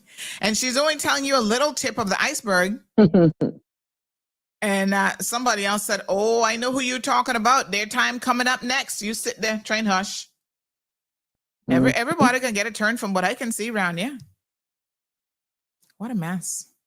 Yeah, it's pretty sad. And like, again, I have a friend who constantly says you never see anybody throw a stone at an empty mango tree or a breadfruit tree. True. You need to sit back and consider why they're cursing some people, or especially after. If you're doing your job, you're the worst person. If you're doing your job, and for the lack of knowledge, the people shall perish. And that is what's becoming very evident here in the Cayman Islands. My God. Wow. Sabrina, you've been on the phone for over an hour, honey chat. I did not mean to keep you this long. It felt like a minute. I know. It's so much fun. It goes by quickly. But, it just demonstrates this is just one area, folks. One area of government. Oh my God. Somebody said, what's pretty they need sad? you to do a show on immigration. Again, what section? Somebody asked me to do maybe a week, like dedicate one day out of a week to just go like break down, let's say, status on the grounds of naturalization, break down, like I did a show on the composition of board, but that was to show different elements, right? But I think what they're asking for is for me to break down immigration law for the various applications, explaining that, how it come about, how the board takes it into consideration. And it's something that I am considering where, that every Wednesday or every Tuesday, whatever day of the week it is, I leave them to tell me that we know you tune in and it's going to be immigration and we're going to be talking about X. We're going to be talking about Y. We're going to be talking about an appeal, whatever. Yeah, I'm inclined to do that. Because it's good, to be honest, since we're going about this whole great immigration reform, that it may be making sense for them to know what the law in its current stance says now. So when the public consultation of whenever the great reform happens, right? Yes. You'd be familiarized with the terms, you'd be familiarized with the different application types and so forth, and then try to strike a balance. So if there are public consultations, when you take a mic to stand, you can say, well, the current board law says this. Why are you recommending that? Make it make sense. Should we consider going this way? Yeah, so it makes the society a more informed society so that they can speak from a place of knowing and with confidence. Yeah. Oh wow, I got a lot to mull over here today, child. Wow, I don't know. I kind of speechless for true. You know, it's sad because let me just make it clear. We got a lot of good people working in the civil service and in the statutory authorities, okay? Mhm. But where we are failing our country usually exists with a few players on the bottom, the front line.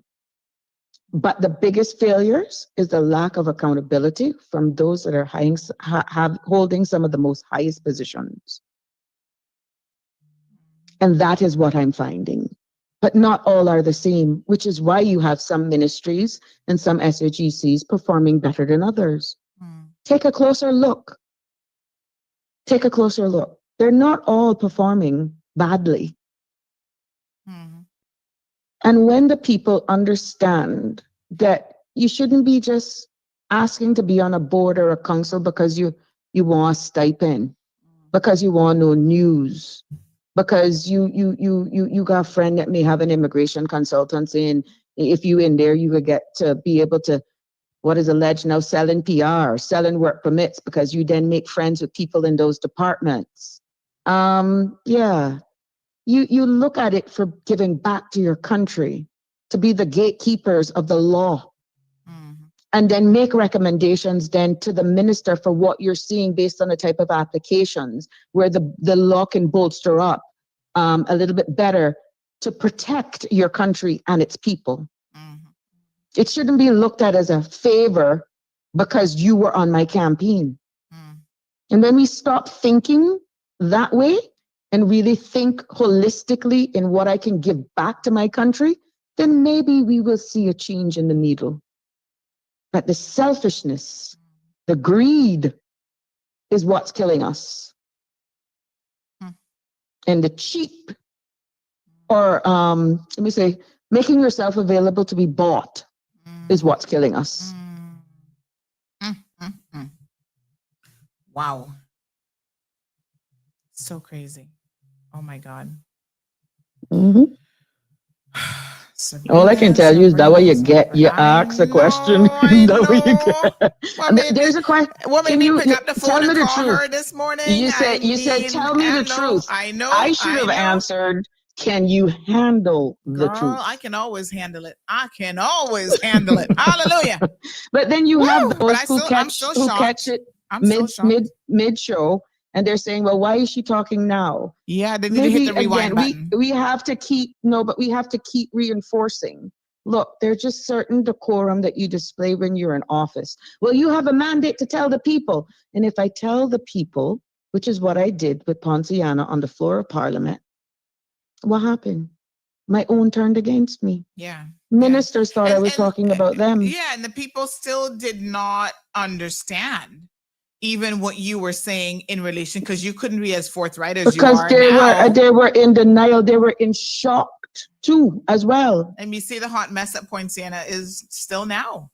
But I bet you're not hearing a word about it now, though. Not even fit and we for still purpose. Got mental health issues. It not solved no problem, and you still got people overseas. So, Houston, don't shoot the messenger. Somebody said Charmaine Moss is something else. I worked with her over the years, and she's not a nice person. She's doing something higher up. Hence, she has so much power to do what she wants to do. Lord Jesus, somebody, Rhonda said another kaboom. Oh my God. So, when Mr. Amelia says we need politicians who have backbone, not afraid to stand up and speak out and not sold out. I think you've answered this already. But the politicians don't have as much power as people think. But they actually can aid to bad behavior because of them trying to secure their seats. I think that if our structure of electoral process goes back to similar to what it was or a national vote, you will see a change in behaviors in politicians. They wouldn't be as easily bought. So undoing one man, one vote? Undoing one man, one vote, let me tell you something. The deep pockets will no longer have as much control as they have in certain areas. But that's another topic for a different day. Wow. Oh.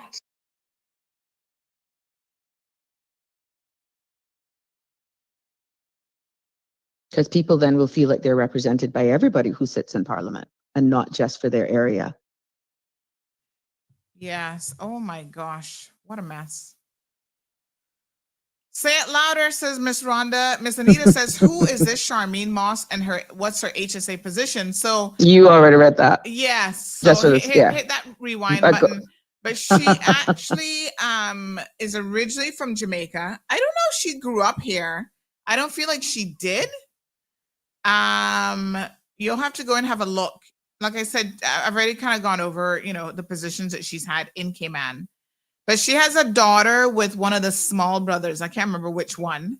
Her daughter must be big now. She must be an adult man. Because, I'm Asian myself when I still think she's probably a little girl.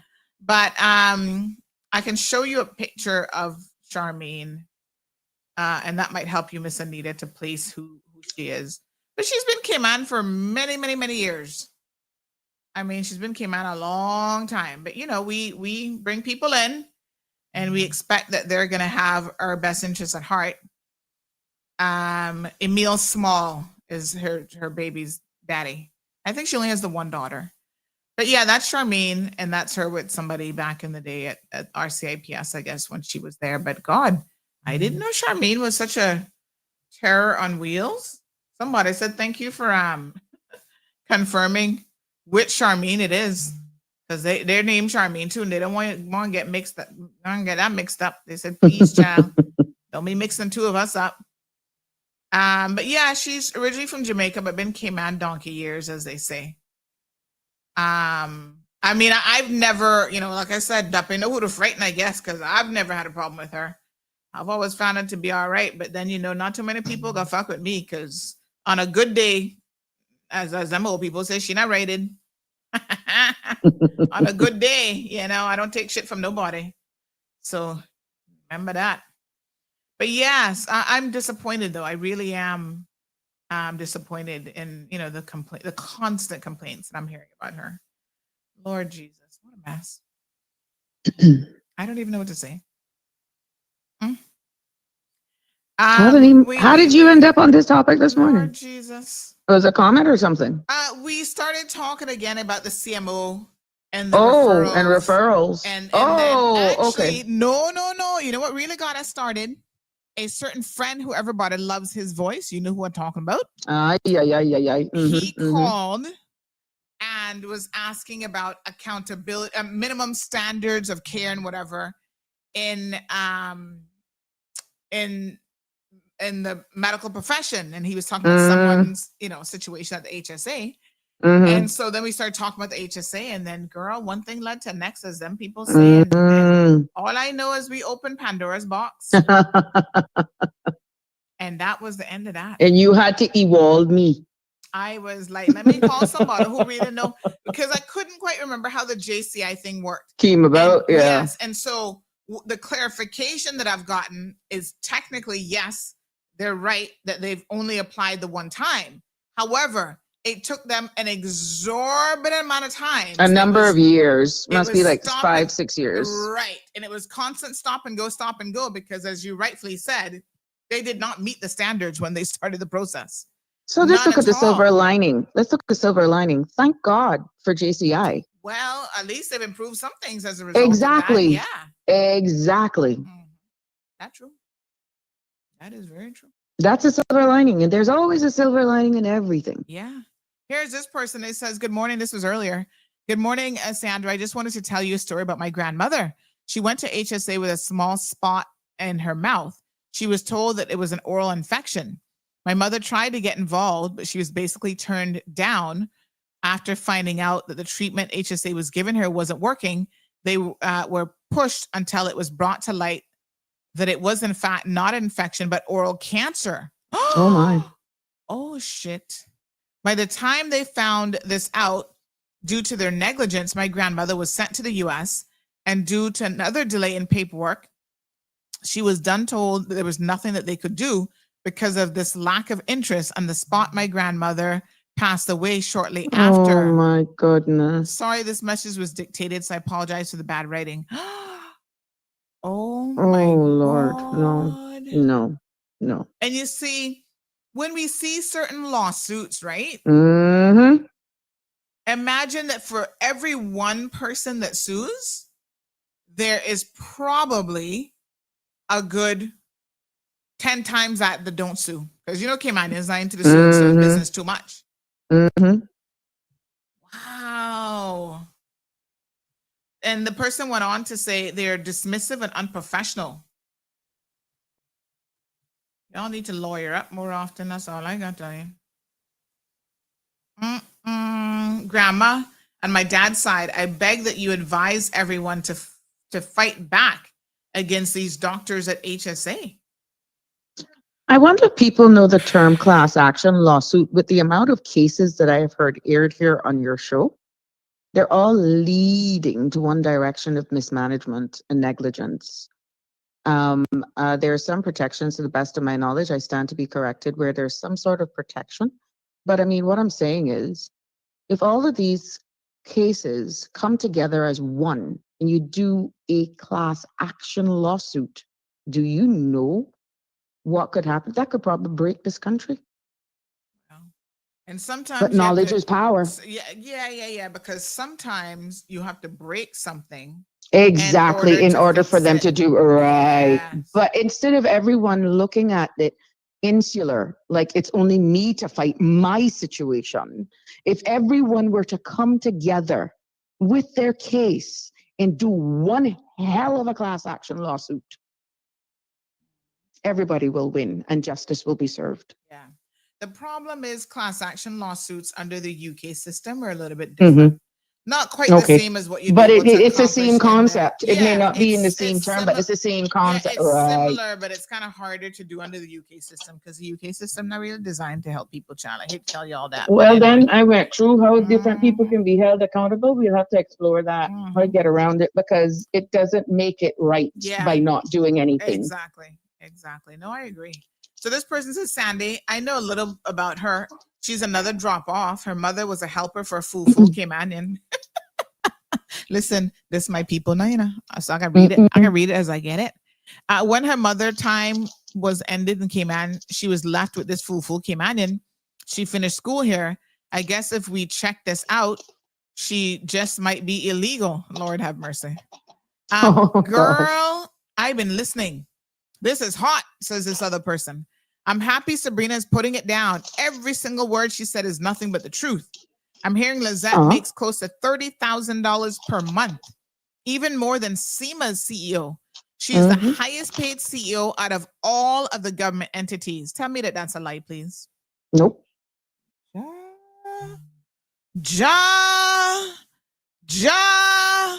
What? I said one salary is equivalent to the salary of the United States of America president. With the level of mismanagement, she's the and highest then you paid. Want to pay me to leave? You got to pay. Oh, I'm willing. I'll leave, but you gotta let's see how much you're willing to offer me. Let's negotiate, Lord. Yeah, let's negotiate. Oh, Lizette, I'm so sorry because I genuinely like her. The little that I know about her as a person, I'm not gonna beef with Lizette, And there's so much that I refuse to say. I mean, I hear a lot of the source and I hear all kind of stuff. I'm not gonna say that because anytime I message this woman. She responds. Yes, even the water bottle. Somebody sent me something about the water bottle thing that had expired for inspection. Something as simple as that.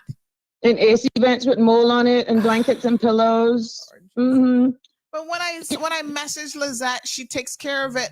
But then I'm like, why is this even happening? You're now JCI accredited. All these things with stickers, they should be inspected by a certain date, whatever. Because those things are not being done, that is a failure in the entire place. And then that adds up to failure in leadership. Because that kind of shit can't happen under a good leader. If you feel like you're doing your job and it's okay to take a call from a sitting minister to talk about no pillows and blankets, you have failed as a CEO. Say that again. If you feel I can't hear that. Say that again. If you feel that you're doing your job, being called by a sitting cabinet minister to tell you about blankets and pillows, you have failed in your job. If that's what you call doing your job as a CEO, you should not be taking those kind of calls. You have failed. the people. You have failed in your job. Wow. My God.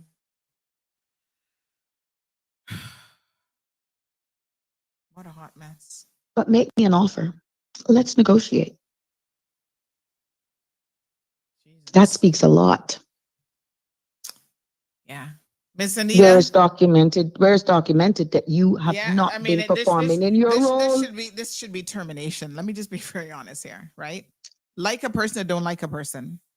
If this is my, has nothing to do with like, and I've been defending that. Exactly.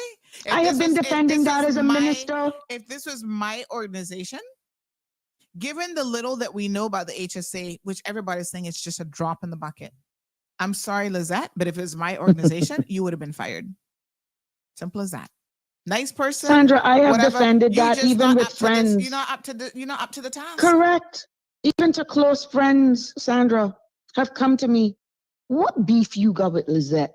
I was shocked to see that you could ask me that question, and I'm fighting for the people. That I have been asked by friends.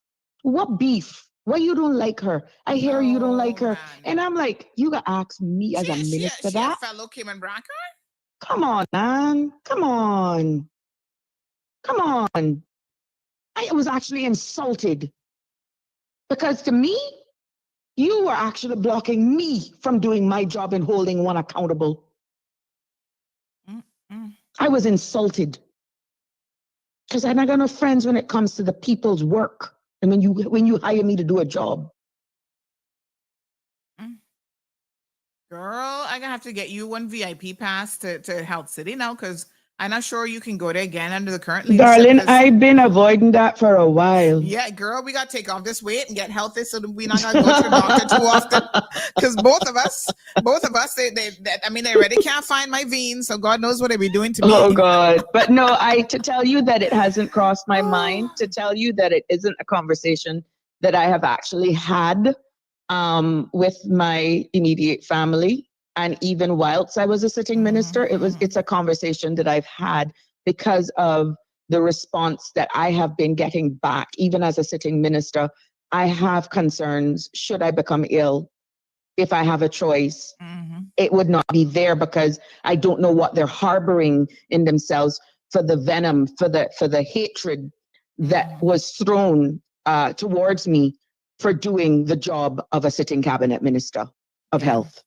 I did have my concerns. I do have lots of friends there, but at the end of the day, I am not at all comfortable. Yeah. And that's not because I don't think that they're capable. Right. It's because of the personal thing against me for doing my job. I do have grave concern. Aisle 2025 says $30K per month. Wow. Close to it. Somebody else, Miss Anita, answers your question about who Charmaine is. They said her mother was married to one of the Solomons from Rockhole, hence why she came here and went to school. Think her shit can eat. And yes, she's from Jamaica. Hold on. That would make her Elio's stepsister. Oh? I think she's some connection to Elio Solomon. Is his people the Solomons from Rockhole? Yeah. Oh. Okay. Give him 2 seconds of fame. Yeah. Well, he ain't getting it on the radio no more. Anyhow, Carrie says she, being Lizette, is only available for minor issues. The imperative stuff is neglected. Maybe Lizette isn't qualified to handle major issues at the HSA. I mean, listen, I don't know. I mean, I think at this point, we all have to agree that, she's got to go, unfortunately for her. But I think that, I don't know. I don't know how to explain it. I mean, like I said, I've never had any issues with her. I would send her stuff. There's a lot of times. Just find somebody who can do the job, for God's sake. Yeah. I think that's where the country is at right now. Yeah. Just find somebody who can run the blooming place and do it fairly in accordance to law and give the people value for money and stop hemorrhaging in healthcare. I don't think people would give two diddly squats where they're from. And would we want another Caymanian there? As long as they're willing to do the job. And not build an empire for themselves. Yeah. Jenny says the HSA is your organization because you're part owner, majority shareholder, government. Well, Lord have mercy. Dana coming with these lines again. I know, like I said, if it was really my organization, if I really had a say, enough would be going on. But he's right. He's right. It's just in the context. Yeah. Termination, firation, something. So I mean, I get what you're saying, but it's not really my organization because if it was really mine, heads would roll a long time. Wouldn't just be today. But this is a start. Exactly what we're doing here now is a start in making and owning our stake in ownership. It's a step. It starts right here. At least knowing what's going on, because knowing is exactly. Because don't think they're not listening. They're listening. Yeah. They may hate me, Sandra. I may be selling advertisement on CMR TV platform for the rest of my life. Nothing wrong with that, child. That's honest living. At the end of the day, people are not going to see what we're saying for the facts of it. They're just going to say, well, Sabrina came after us. Sandra, she's dead. And yet you're still struggling? Yeah. Really? Yeah, they always take it personal, child. Oh my gosh. My topic today was supposed to be homeless in Cayman and more. We could be homeless if we don't blooming well deal with the cost of healthcare. Every one of us. We never got to the homeless. We only got to the and more part. Lord Jesus, fix it. We got to fix this though, because when a country has broken healthcare, education, those are kind of the two critical areas, right? That equals the demise of your country. And we only need to look regionally to see what happens when they don't get those two. Oh my God. Right? I'm seeing some stories coming out of Jamaica with childbirth. I think there was one podcast I was watching. Really simple stuff. Oh my God. Yeah. There was a case in Mandeville with a lady having being delivered by a midwife, and it was heart-wrenching. I literally had to stop watching. And we're so blessed here still. We got to get it sorted out. But we're not far from there. When you hear people on your platform saying they're comparing us to Jamaica Public Hospital, we don't even want to say that. We don't want that. We can do better. We can do so much better than this. Because number one, we actually have the resources. I mean, Jamaica complains about not having resources and stuff. We got it. You guys were funding the HSA to the millions of dollars. So, we don't have the same level of excuse that some of these other... And at least we taking care of all of our people. As bad as they say with the length of time and processing and how Seneco is not responding, we are actually taking care of our people. That doesn't happen in certain other countries. You go and you pull a number and you wait. You can't pick up the phone and call Tufton. Really? You don't, come on. You don't do that. Which makes us unique. Tell me where in the United States a common citizen is going to pick up the picks up the phone and call Fauci. But you can pick up the phone and call the CMO here. Yeah, I was going to call him, child. I'll not get to that yet. Okay, but that's what I'm saying is look at the uniqueness. It is not impossible for us to improve. Because you have direct access. Yeah. I mean, I got his number and I'm going to call him today because I need to know what's going on with this woman and her referral and why they're running in circles with it. But yeah. Oh, Lord have mercy. You got so much NPOs here that can give you free breast cancer screenings and stuff. Look at our beloved brothers and sisters in Barbados. You know how much the high cancer rate is in Barbados? Wow. Because they don't have access to these pre-screenings that we have here for free through public health and through NGOs that are well funded. Come on, man, we can do better. Just stop being so selfish and thinking about lining your own pockets. When you're chosen to serve on a board, don't be beholden to the MP. Don't be beholden to party lines. Look and read the law to find out what your remit is, what your purpose is on those boards and councils, and do that with the people being centered and focused, not self. And speak when you have to speak.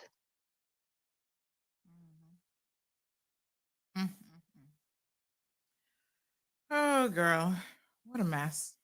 You need to go get a drink after this, 10 o'clock. Child, my tea almost finished, but yeah. All right.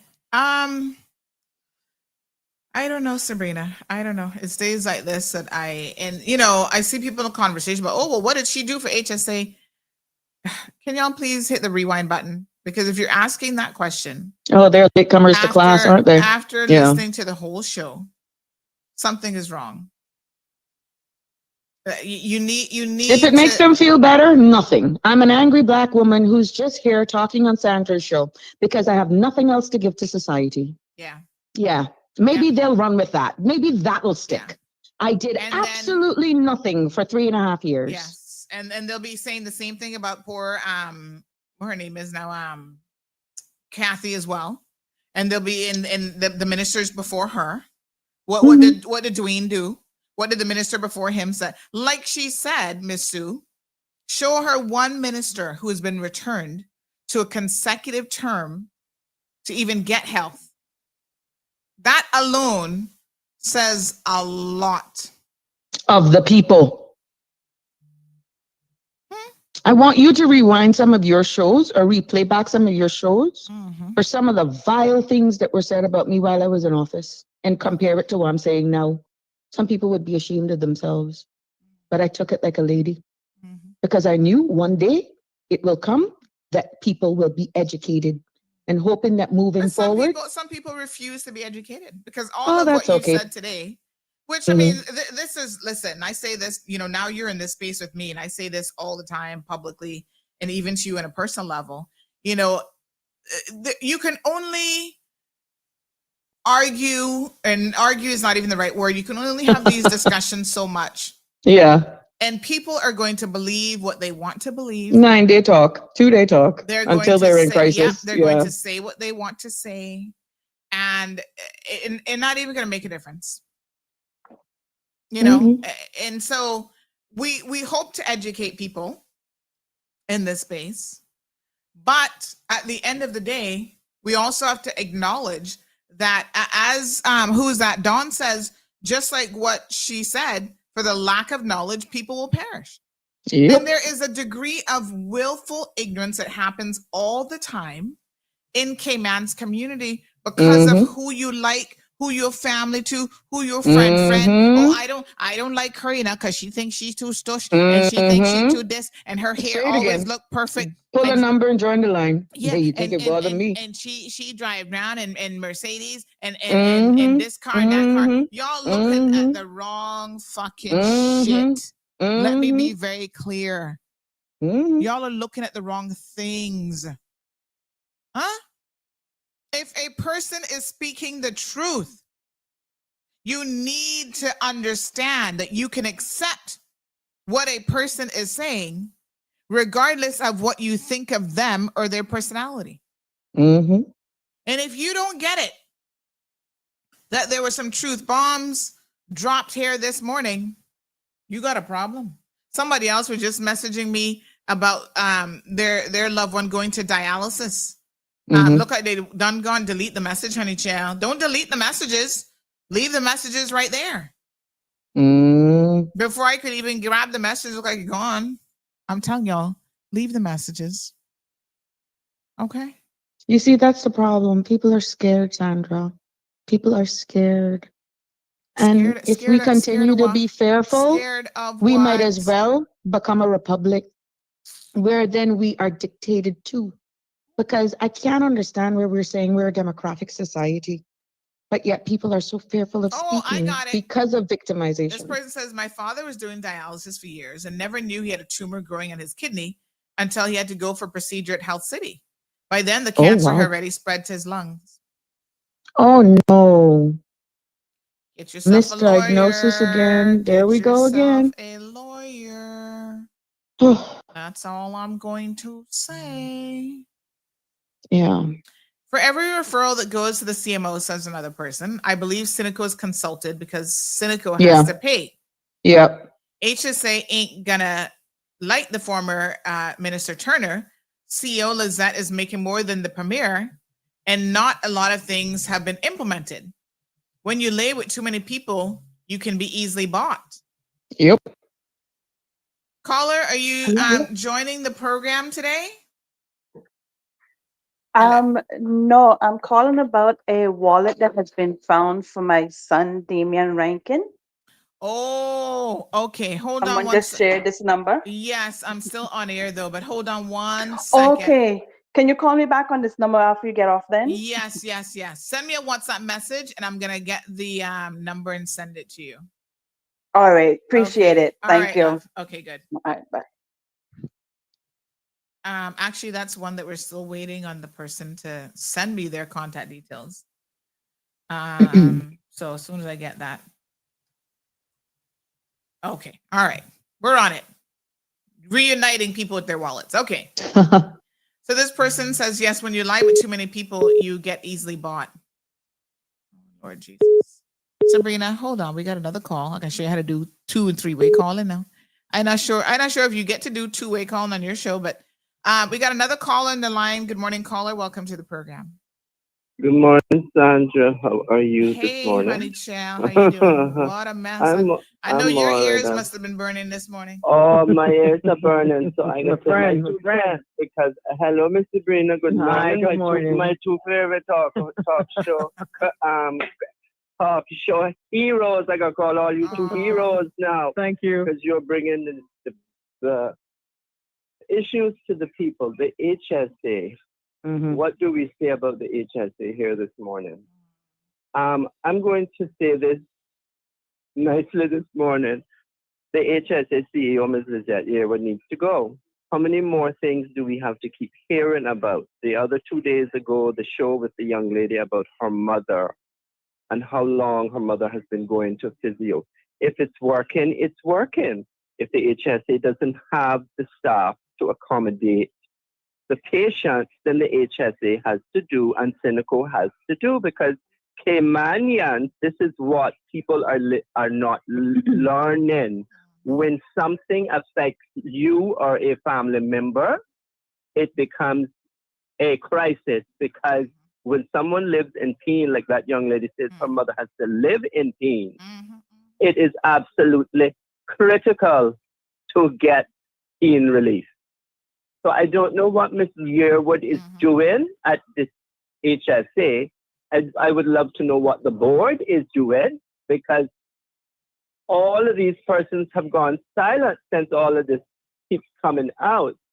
And what is it going to take for you? I'm going to at the government now, okay? Because this is the government's responsibility here.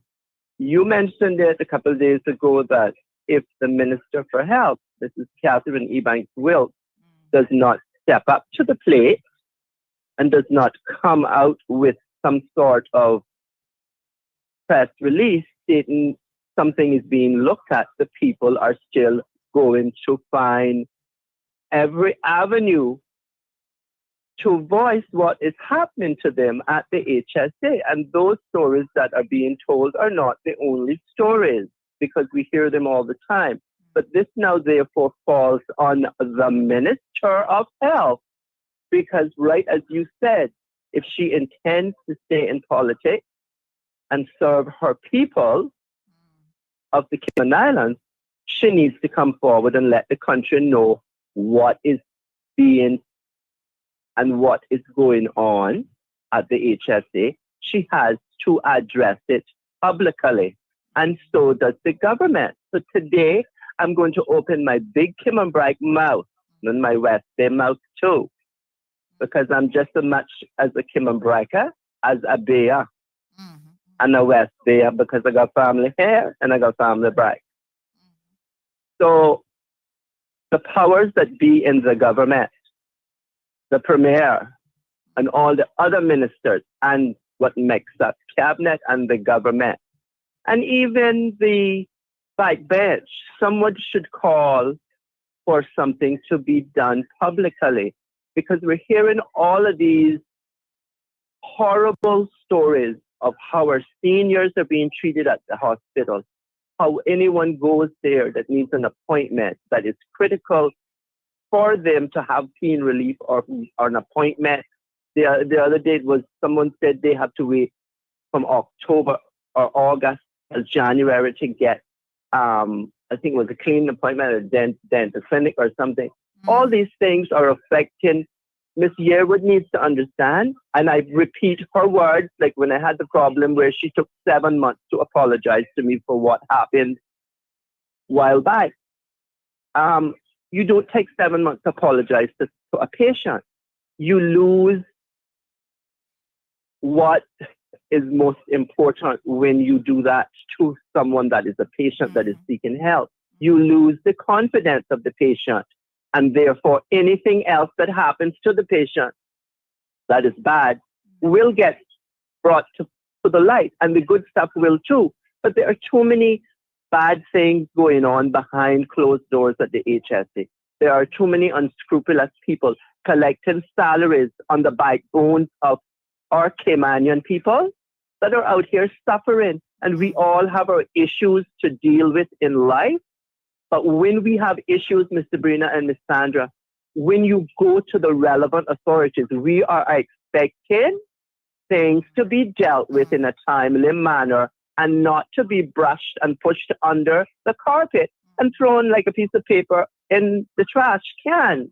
We want answers. So I'm calling on the minister, Mrs. Catherine Ebanks-Wilkes, and the government, Mr. Andre Ebanks, to address what is going on at the HSA in some shape or form. Because what you are then doing is you are causing an uproar in this country, and the people are getting sick and tired of being told you, the government, are going to come with your plan. So I'm going to end it here and say, enough time coming, Cayman. And as we say in West Bay, good morning. Well, the good mornings have come and gone for this government now to stop the talking and start to do the walking. Thank you, because caller. people want answers. Thank you, too. I appreciate it. Have a blessed day. Yes. Glad you are back. Thank Mr. you. Brina did an awesome job holding it down. And Thank you so much. continue to bring things to the public, because if we see something going on wrong that has happened to us, and we sit down as Caymanians, as passive as we are, and don't say nothing about it, then the problem just gets bigger and it grows and it becomes a thorn in your side. And we have to learn to speak up when we get bad service, wherever it is, whatever government department, because Mr. Manderson, he keeps calling he has a world-class civil service, but I don't know which planet he's living on that he has a world-class civil service, because we hear things coming about all of this madness. So people have to step up to the plate as citizens, as Caymanians. If you get bad treatment wherever it is, open your mouth. It's not right. Yes, People thank you, going to caller. a hospital shouldn't have to wait 2 months for an appointment when they got pain or whatever. Thank you. Have a I wonderful appreciate day. it. We have a WhatsApp You're caller, welcome. so I know this is going to disconnect Sabrina, but give me Bye-bye. 1 second. Let me okay. grab this. Good morning, caller. Welcome to the program. Morning, Sandra. Morning, Sabrina. Morning. She had to get disconnected because you're calling on WhatsApp, but that's okay. Oh. She was on for almost 2 hours. Yeah, I keep telling you I can't mix calls. So if a WhatsApp I person didn't realize calls, that. yeah, and a straight person's on the line, I can't join those two together. That's what was Well, happening you- with Miss Brenda yesterday as well, because she was calling straight Okay. line, and then I had WhatsApp people on, so I can't put those on hold together. But anyway, Now I know I'll call you from a landline. yeah, next it time. doesn't really matter too much, but because Sabrina was on for almost 2 hours, poor her. I done woke her up early this morning, like she said, she don't even need my Well, she login. ready for her show then. She's fully prepped for her show this evening. And I don't miss them. But I love them. but yeah, so I just want to explain that again because but I hung up on her in order to take a WhatsApp call. Anyway, your comment or thoughts? All I know is we got fully educated today. And like I was posting and saying, there was a purpose for Sabrina to be elected for those 4 years, so that when she didn't get reelected, she come out and tell the people exactly what was going on. And yes, a lot of us were critical of her while she was there. And I know a lot of it had to do with the COVID lockup, because she got elected during the COVID first, I think she said first 2 years. So we were all very upset and annoyed and pissed off and everything else you could possibly consider of our mindsets because of that stupidness with COVID. But the fact of the matter is, the woman did her job. And for people to criticize her and to say all of these things, and now look, I mean, we got the truth today. oh my God, did we get we didn't even have church. We had Divine Throne. We were at the Throne of Grace having a conference meeting there. That's what we got today, the truth. And I am so grateful. I learned a lot today from her because there were a lot of times I have questioned stuff and said FOIs and they don't reply to my FOIs anymore. But that's all right. They got to reply to God when he asks them why he didn't reply to my FOI when they get to the pearly gate.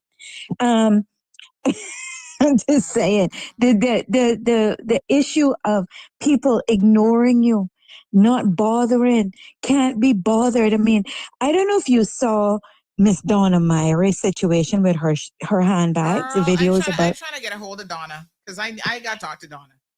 Yeah, man. You need need to go down talk to there. her. Go down to her shop and talk to Lord her. Jehovah. Yes, Look, I saw the woman says I need she to talk to write Donna. them. Yeah, she write them, she text them, she did all this, and they ignored her. And I tell you, that's what they do. You know, I got to sing praises here to this individual, Mr. Bruce Smith at the CBC. Sandra, I ordered cat food online and on the 29th day of May. I finally got it 2 weeks ago out of the lockup that was going to go, the CBC lockup that was going to go for auction. Now, I am calling everywhere, Cayman Airways and this place and that to find my cat food. And finally I said I had enough. Nobody paying me any money and I get no answer. So I wrote an email to Mr. Bruce Smith, the director of the CBC. And God bless him. He replied within an hour, I think it was. And he had already copied it to people in the BRAC and made an inquiry about where my stuff was and found it. It was gone locked up into the auction warehouse. You know, that's the kind of response people are looking for from their civil servants in this country. And I'm grateful to him. You have other civil servants right now. I can't get 3 licenses I paid for in 2024 renewed and they expired again, Sandra, in 2025. They done expire again if they even issued them. I never saw them. They never gave them to me. And you write and you complain and you ask and you what's going on? Where's my stuff?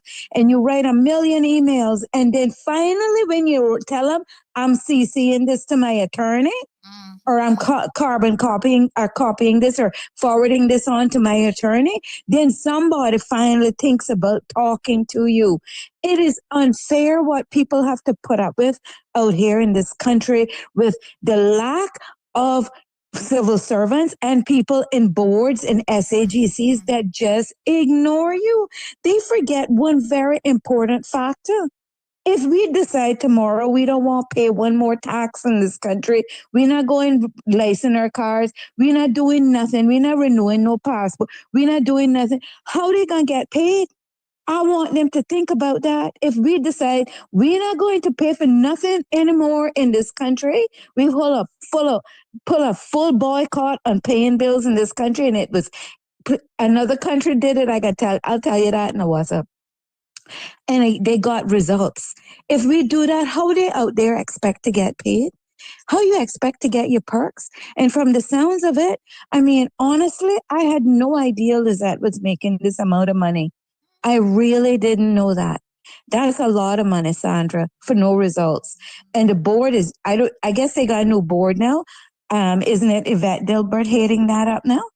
Is that who it is?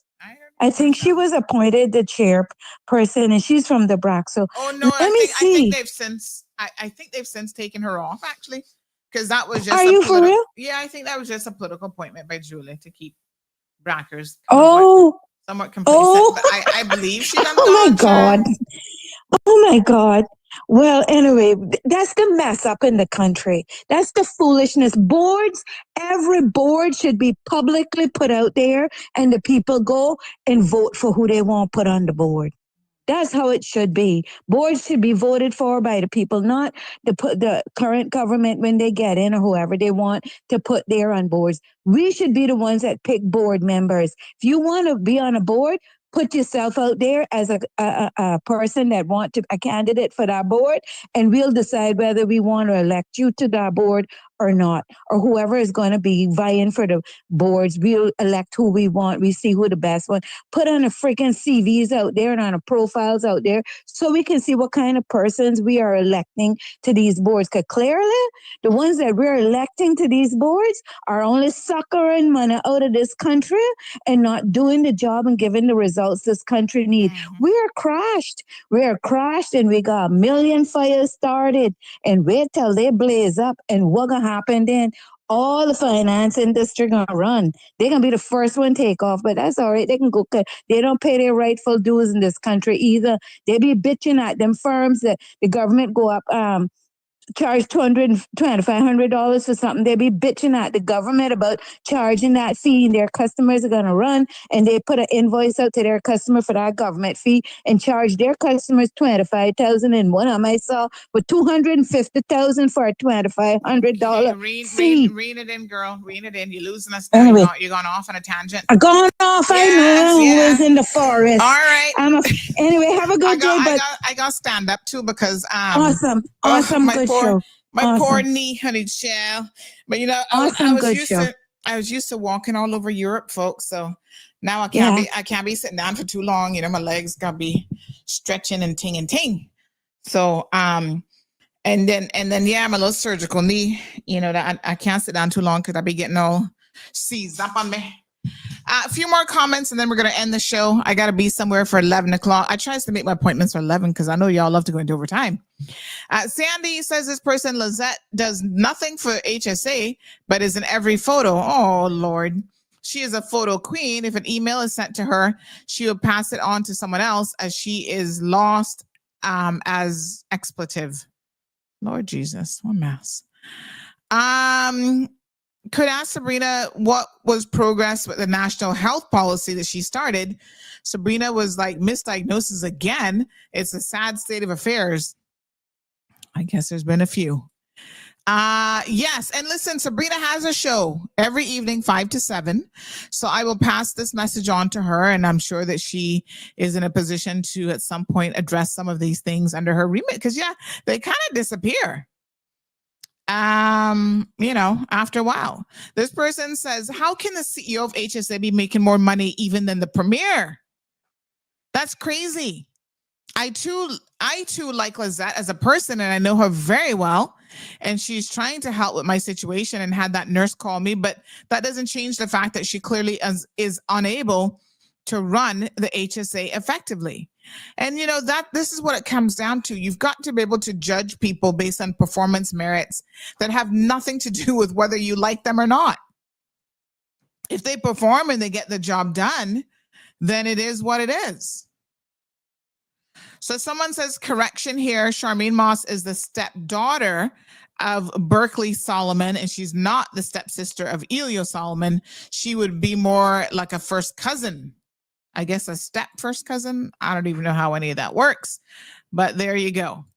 Another person said the HSA sent out this press release this morning saying 89 students complete highly competitive summer internship program.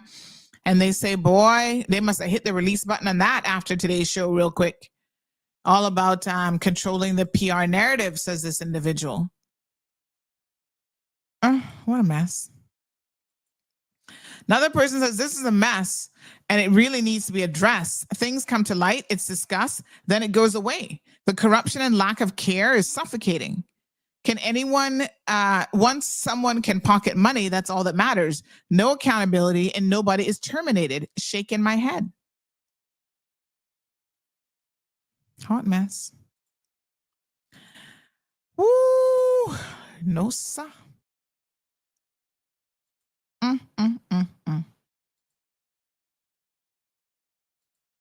Lord Jesus. All right, let me look at a few more comments online. Y'all leaving me speechless today. Let me see. Sue says, what's the point of being an MLA for health? Miss Sue, I think you need to go back and understand what the remit is. The point is you're funding them. You're giving them, you go to cabinet and you argue in their behalf to get them the money to do what they need to do. That's the point. And it seems pretty much that is where the buck stops. So you fund them so that they can, you give them broad objectives. Even if they're not accomplishing them, you still have to fund them. So the point is, none of these entities are able to run without funding. So at the very least, they're getting the funding that they need. Can we understand that? Is that so difficult to understand? Good morning, caller. Morning, Miss Sandra. Welcome back. Hey, honey child, how you doing? I'm just listening. I got nothing to say. I'm not going to be calling frequent, but I just wanted to... Thank you. Good to hear your voice. Berkeley is Elio's uncle. That's his father, brother. I know that. So that means that they'd be step cousins or whatever then? Yeah, he's Tim's brother, and Tim is Elio's father. Mm-hmm. So okay, thank you so much. Well, we know you know people. And the woman that used to live out by the Cuban house, I call it, that that had them two big children, whatever, that they said it were like buses that all you had to do was give them bread in the morning, and then they used to cry in the morning. Mm-hmm. All you had to do was bed. Mm-hmm. Esther, well, that's his aunt. That's Kim's sister. I know them. I know them good. Yeah. So that's all I got to say about welcome back. And I listening, and I could say playing about this because you know me with them situations, how I can't think about. Thank God they don't give me no problem. Let me knock wood. Let me knock something because much as I work and we going and thank God I won't call in Dr. Vanita one yesterday because she is the best, let me tell you. They say my husband life, and I hope now today we're going now to do the scan and blood work and stuff, and on the 22nd I will see her by the help of God. Everything is okay, but let me say I say a little prayer for both problem of you. I had them at this, and I tell them what some of the thing with the nurses with. Then I used to say good morning and stuff, and I address that. And that's how it is in India. I say, well, that's not how it is in Cayman. Yeah. Things like that, they can fix, you know. Well, I can't. This one saying I'm not safe, but you know, like I say, I'm a liar, and I ain't gonna say things on people that I'm not to. But after that, I had them calling me morning mama, and they were calling Bill Rip Papa. At least the ones that I had to deal with, because I specify it. Manners is just a dog. And my parents throwing me these morning, evening, yes, sir, yes, ma'am, please, and thank you. And I tell them, I say, well, I understand if that's the culture in India. But you're now in Cayman, so adjust. Right, and I told But one thing I must say about them is once you give them feedback on what they need to do, they steps up and does it. I mean, that's what has been what I've found. Dr. Vanita, because I don't think it was fair, because one morning when the nurses come in, and I was sitting in the chair, and she walked facing her, and she walked straight in, and I ain't gonna tell her lie. She walked straight into that door and come round the bed, and then turned like back onto me, facing the door, and my husband, and she now with her hands on her belly, and now even saying to her, Mom, you got no manners. But people keep telling me about you don't want to see her cook. You don't want to see doctors, I say about how, and they say because doctors can kill you and cook and poison. Then if they poison me, that'll be their sin.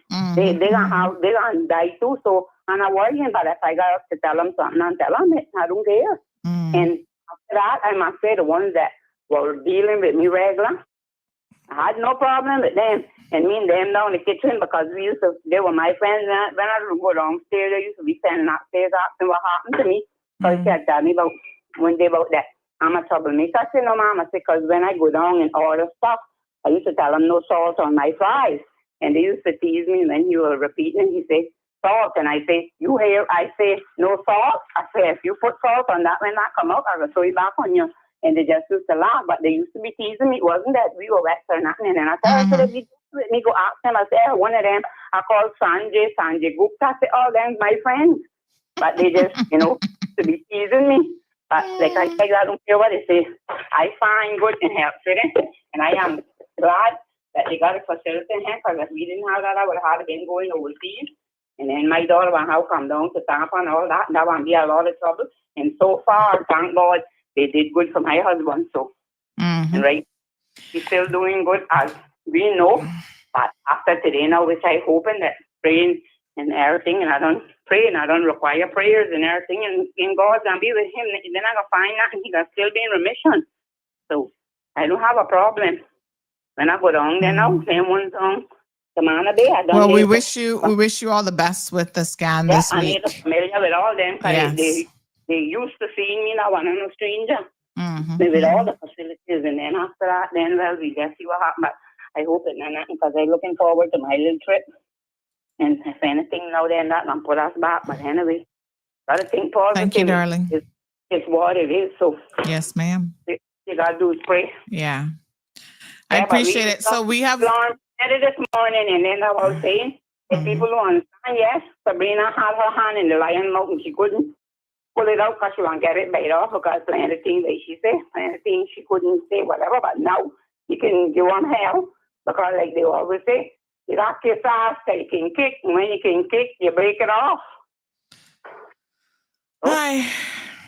Was a good minister. He did plan the hospital around for plan to send you, whatever. Like she said, I guess she could do more, but it won't be on her control. So it's what it is.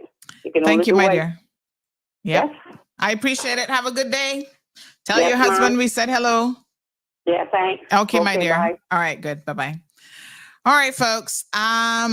What a hot mess. Strong Wilt says this is not true. They always say good morning. I'm a regular patient at Health City, and the nurses are very friendly. Well, like I tell you, everybody finds people different. So this person says, did you know that all the patients I've taken into my home that Cineca will not pay for them to stay here? They will only pay for them to stay in a hotel. And most of the time, these patients cannot manage themselves for a hotel. They are too sick. So that is someone who actively helps patients in the Tampa area. I'm a bit surprised to hear that because, I mean, I'm pretty sure you're taking better care of them than many hotels. For sure, than the hotels. I mean, that's ridiculous. Ms. Brenda says excuses and more excuses. I'm tired of hearing the biased nonsense. Well, don't listen. That's always an option. If you're tired of hearing something, turn it off. Don't listen. Denny says hashtag break it off. That should be our new hashtag around. Yeah. Break it off. Break it off. Well, we'll see. I mean, the proof is in the pudding. As Sabrina has said, don't take her word for it. Go look at any other health minister who can say that they've accomplished anything. They've had a successful run and has been reelected and has gotten health back again. We're waiting. And I'm hearing crickets because I think that is a position and a point that is where's my cricket button? I'm supposed to have a cricket button. I need to get some crickets. Where's my cricket button? Hold on. I think I got crickets. Where's my crickets? Crickets. Can't even find. See the crickets there? Last call of the day. Crickets. Yes. Hello. Hello. Hello, who that? Oh, sorry. Oh, I didn't hear you till the end there. I couldn't hear nothing.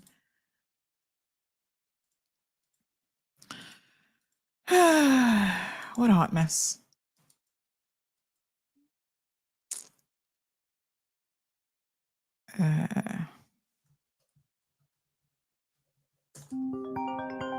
Good morning. Sorry, I hung up on you. I didn't hear nothing at first. I say, and I'll catch who that was saying that's a lie. That when they go help, so tell them, I'm no liar. They didn't say it to them, but they wasn't saying it to me because I am not a liar. Maybe I have one. Well, they didn't exactly say that was a lie. Calm down, Michelle. They said that is not true. They always say good morning on a regular basis. That is how they find. They're not gonna tell me because I was there 3 months and 2 weeks. Miss Shelma, and this is why I say. I probably want some. That's why I say that's why I do like calling to the show for people like Michelle. They do fuck with me. I am not a liar. Michelle, I got to make a name as soon as I your name. I'm just saying, you said it, if that is how, yes, but if that is how liar. they find, but listen to me now. If that is how they find people, you can't argue with how they find people. You know, you can only speak. I find them. Well, and you can only speak to your experience. So there is no need. Like that, I refer to it, and it's not like it's Yeah, but calling you me don't. Malaya. No, So what it no, mean? It mean what it's explanation. You got stop taking it so personal. It wasn't. They were just saying that they have found it different. So don't take it personal. All right, honey child. Don't take it personal. Don't take it personal, honey child. That's why I don't like to call in, because people that be listening. But listen, listen to me. Listen to me. Maybe I brought it up, making them say to everybody now. Because they didn't used to say it. And I deal with enough one, because like I say, I was supposed to be at that 3 days now, at that 3 months and 2 weeks the first time. Miss Sharma. Hello. And the other time, I was downstairs, and I was supposed to be 2 days, and I was 2 weeks and 5 days. Dr. Sandy calling Miss Shalma. Your blood pressure gone up. Just relax. It's not really. It's not really. But I make it go up and there to fucking people fucking around me, because they don't know who they bitching with. They don't know who they bitching with. All right, my dear. All right, go sit down. Go sit down and relax. All right. Everybody take it down a couple notches. Let's just have a Zen moment. Breathe in. Take a deep breath. Inhale deeply. Exhale. All right, folks. We're gonna bring it down just a couple notches. Just calm the fuck down. Okay? Relax. Yes, hallelujah. Okay. That was so not worth even raising your voice about. Calm down. Okay?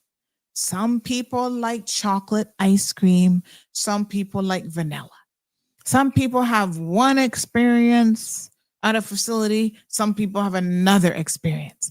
It doesn't invalidate your experience. And you don't have to get in your feelings about it. I'm just saying, it is what it is. That's not nothing. The things that y'all need to be getting up in arms about, the fuckage that's really happening in this country, is what your government is doing to you, what some of your civil servants are doing to you. That's what y'all should be up in your feelings about. Not whether the people of Hell City said good morning to you. Somebody else says, well, they say good morning to me all the time. And that was long before her. It's not that deep. It really isn't that deep. Relax. Take it easy. All right. Lord Jesus. Yes, Miss Brenda, some of y'all need to pass the Dutchie and pass the liquor bottle too, because although maybe the Dutchie is the better thing, because the liquor be making y'all even more angry. Lord Jesus. That wasn't deep. The things y'all should have been up in arms about is what we were discussing about our government facility. All that shit that's going on there. Not even a place to put your dead people on ice properly in the morgue. That is what I need y'all to get upset about this morning. Don't major in the minor. Okay? Kaboom, says the real Michelle. Oops, well, that's just as good as a kaboom. Rim shot. Lord Jesus. Mr. Amelia, what do you? Anyway, we got to get to work now. Lizette makes more in a month than what many people make in a year, says one person. Another person says, holy shit, what a show today. Another person says, I love you and Shelma. OMG. Try and get to your appointment, laughing out loud. I know. I gotta go. If you had only looked at that caller ID before answering, I tell you, I don't say it. It's not gonna make no difference, Dominique, because I don't have the numbers saved in my head or on the phone. So I'm looking at it, but it doesn't register who's calling because I just don't bother. Listen, the brain can only hold so much information, so I don't put certain things in my head. Talk the truth, Auntie, says Strong Will. Listen, Caymanians, until we get to the point where we can stop bickering over stupid shit, like legit, this place not getting no better, We are in this together. Okay? The fight is our collective fight. Your navel string buried Georgetown, East End, some bush in West Bay, or you don't even know if they buried it. They threw it in the incinerator at the hospital. Only God knows, whatever. We have a collective objective to try to re-steer this good ship Cayman on a better path. That, folks, is the bottom line. And we got to do that. And it takes all hands on deck. No more phone calls. Sorry. It takes all hands on deck. And we have got to get serious about it. Okay? Some of the little things that we are quibbling about don't make no sense. It's not going to make this place one iota better or different or whatever. Yes, if someone does not say good morning to you and you feel a way about it, address it with the facility. But that might be the least of your concern with some of these facilities. You feel me? Let's focus on some higher level things that we need to fix. Like I said, there's no facility in Cayman that is perfect. Sometimes they get things wrong. Sometimes their bedside manners are not the best.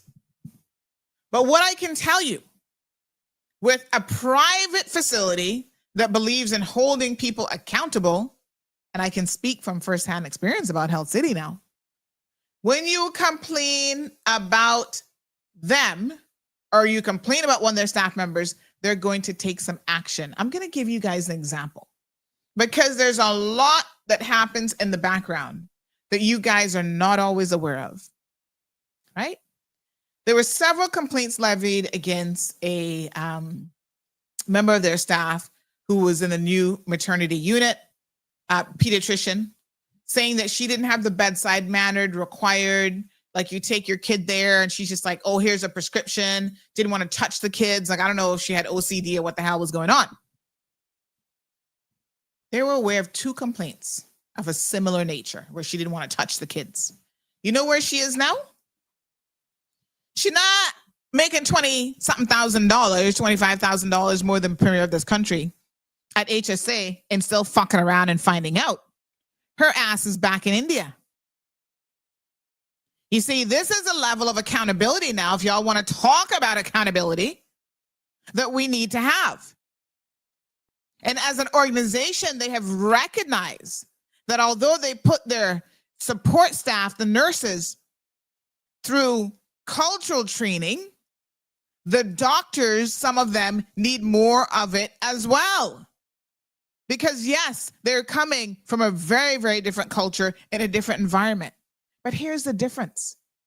There is accountability. That physician is no longer here.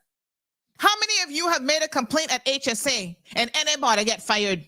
I'll wait. 365 days later, Auntie Sandy is still waiting for an answer to that. We have received tons of complaints about Charmaine Moss, and she is still fucking there collecting a paycheck every single day, every month. Right? Y'all heard all kind of stuff. Beds not fit for purpose, cleaning issues, sanitization issues, coolers not working for your deceased. All kind of shit going on at HSA, and nobody is fired. Come again.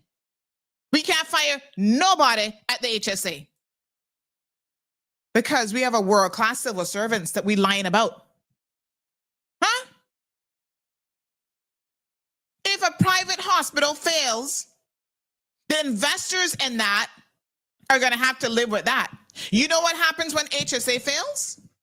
You know how many people have cynical and have nowhere else to go but HSA? Y'all sit there. Wake up. My fellow Caymanians, enough is enough. We need to fix it. And as one person rightfully said, This is but one SAGC. Look at what I highlighted before I went on holiday about the Tourism Attraction Board. Huh? That's another one. Wasting our money, nepotism, no degree of accountability, nothing. And yet we think we can continue to do well as a country. The sad thing is, soon enough, we're going to realize you got that right, Strong Wilt. This will be an indictment and a failure on all of us. And you know the sad part?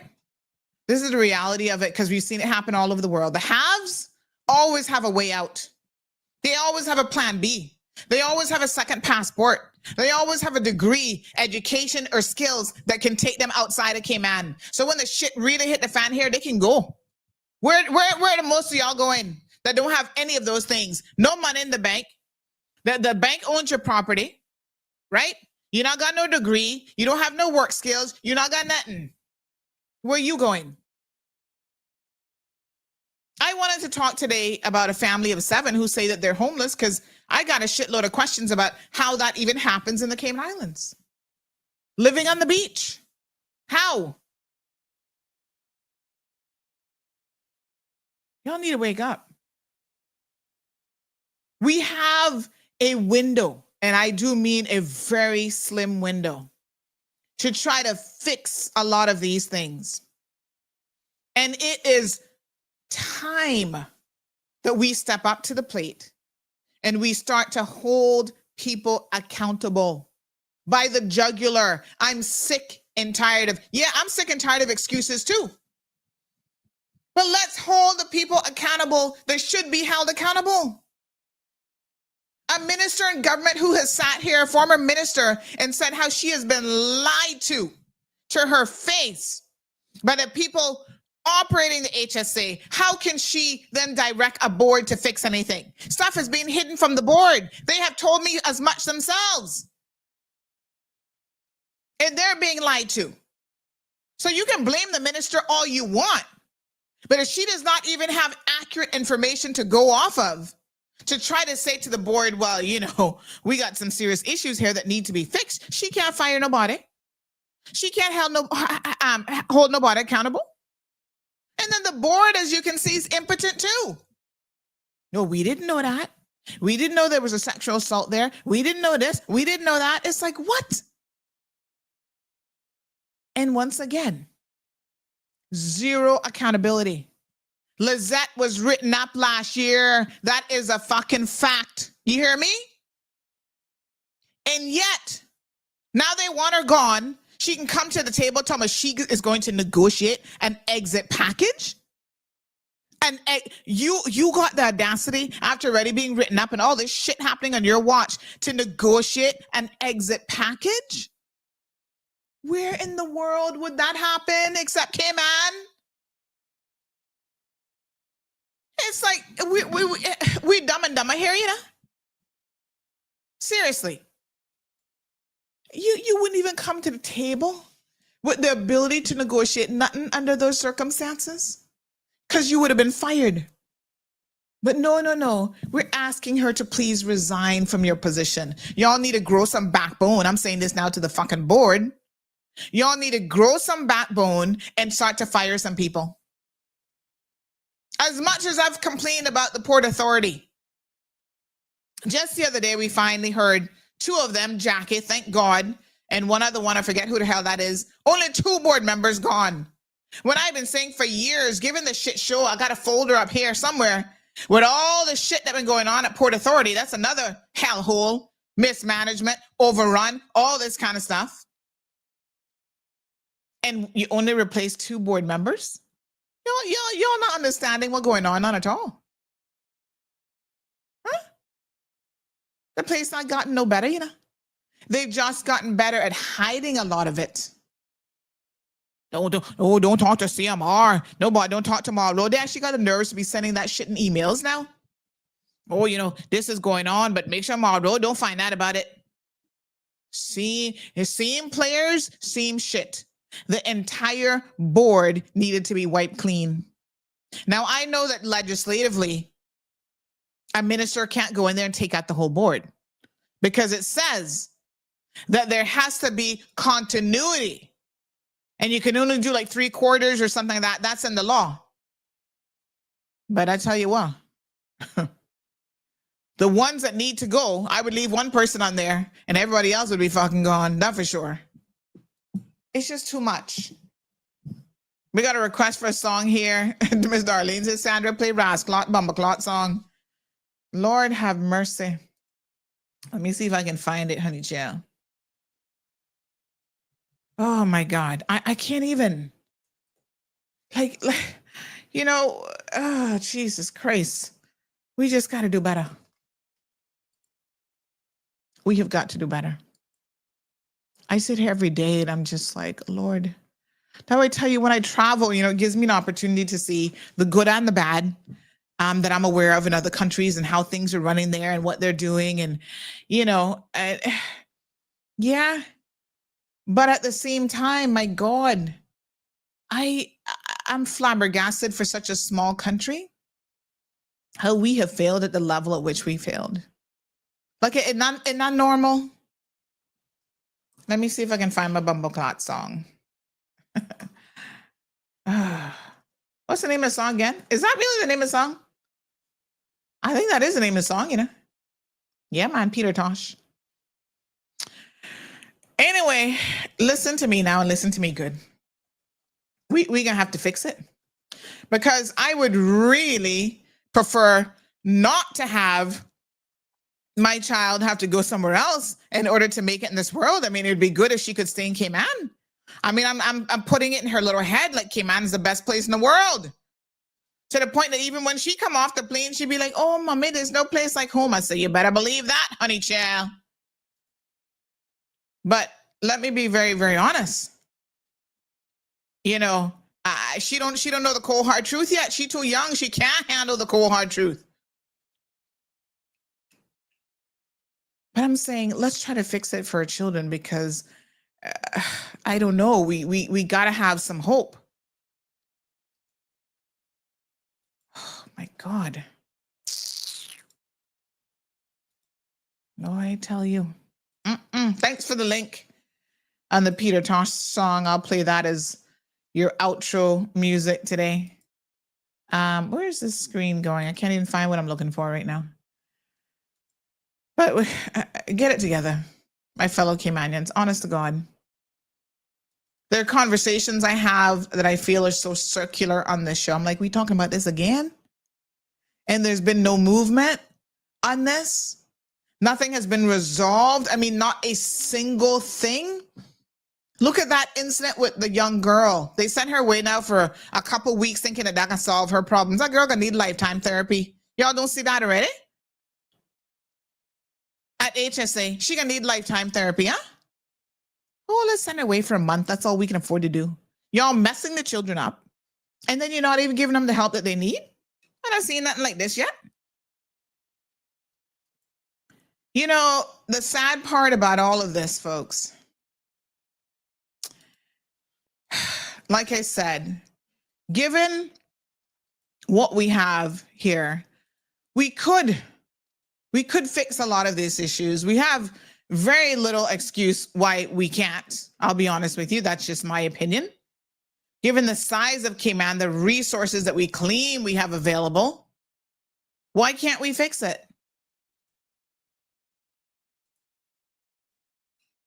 Too many competing interests, too many people looking to line their own pockets, too many people not willing to tell the truth. There's just too much shit going on any given day of the week. Seriously.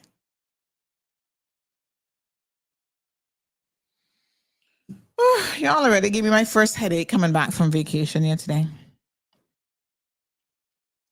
All right. By request, HSA, every single agency in government, every single civil servant, your failures, your individual failures are our collective failures. Okay? You don't get to fail on our dime and think that there's zero accountability. Because you know what? As the former minister said, they will tell you to your face. I know this because they told Roy Bodden the same thing. You're here for 4 years. If you're lucky, you might get a second term. We are here for a lifetime. That's how civil servants see their appointments. It's a lifetime appointment. Nobody not firing them. They're not getting written up. They're not going anywhere. Even when they're getting written up, they're still not getting fired. So you put it together. We have got to start holding them accountable as well. Yes, hold the boards accountable, hold the ministers accountable, but let's not forget the civil servants. Let's not forget the Patrick Thompsons of the world, who after a 2-day expose right here in CMR has the big balls to go and call a staff meeting, trying to find out who been giving CMR all this information. We got to search your phones. This is the foolishness that this man get up and felt like he could get away with. In an emergency staff meeting. You got to think about the type of nerve. He got bigger nerves than a toothache. The type of nerves he must have to even do something like that. There's no whistleblower. There's no real whistleblower protection in this country. That's why people come to me the way in which they do. And thank God they do. Because I believe we're only scratching the surface. And there's a lot more that is happening all across the SAGCs, all across government, all across the civil service. And it is us, we the people, paying the high price of living in this country to support our government, for them to have what it is, $1 billion budget. Most of that goes towards human resources cost and benefits. And we still get no accountability. All right, here's your Peter Tosh song. I got to get to work myself, honey child, because I got to be accountable to my bills. Have a wonderful day. What a hot mess. Let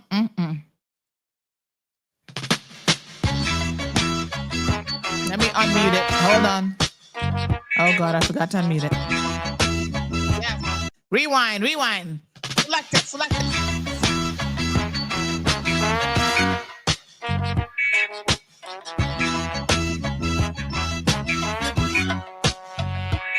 Oh, bomba.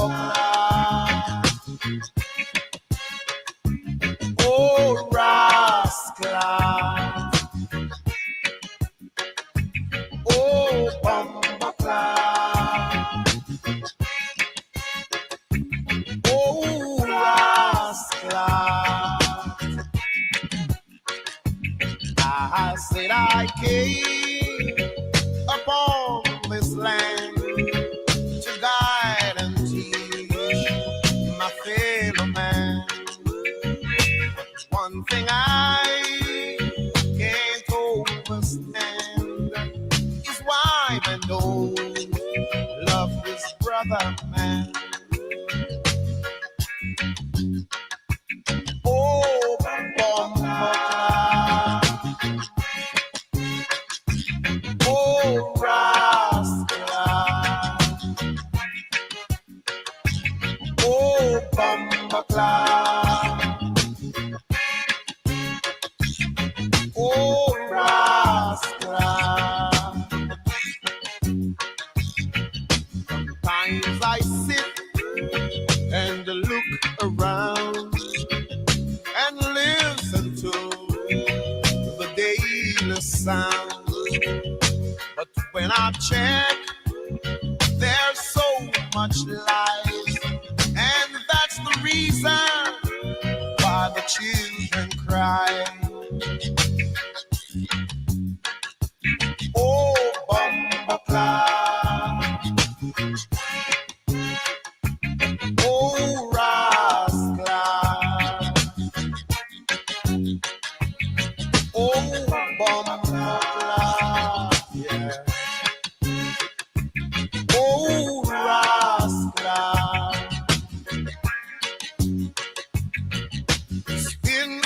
long. They need a change. So the ships that we got to rearrange. And if there is obstacles in the road, we got to throw them overboard. Oh, bumper cloud. Oh, rascal.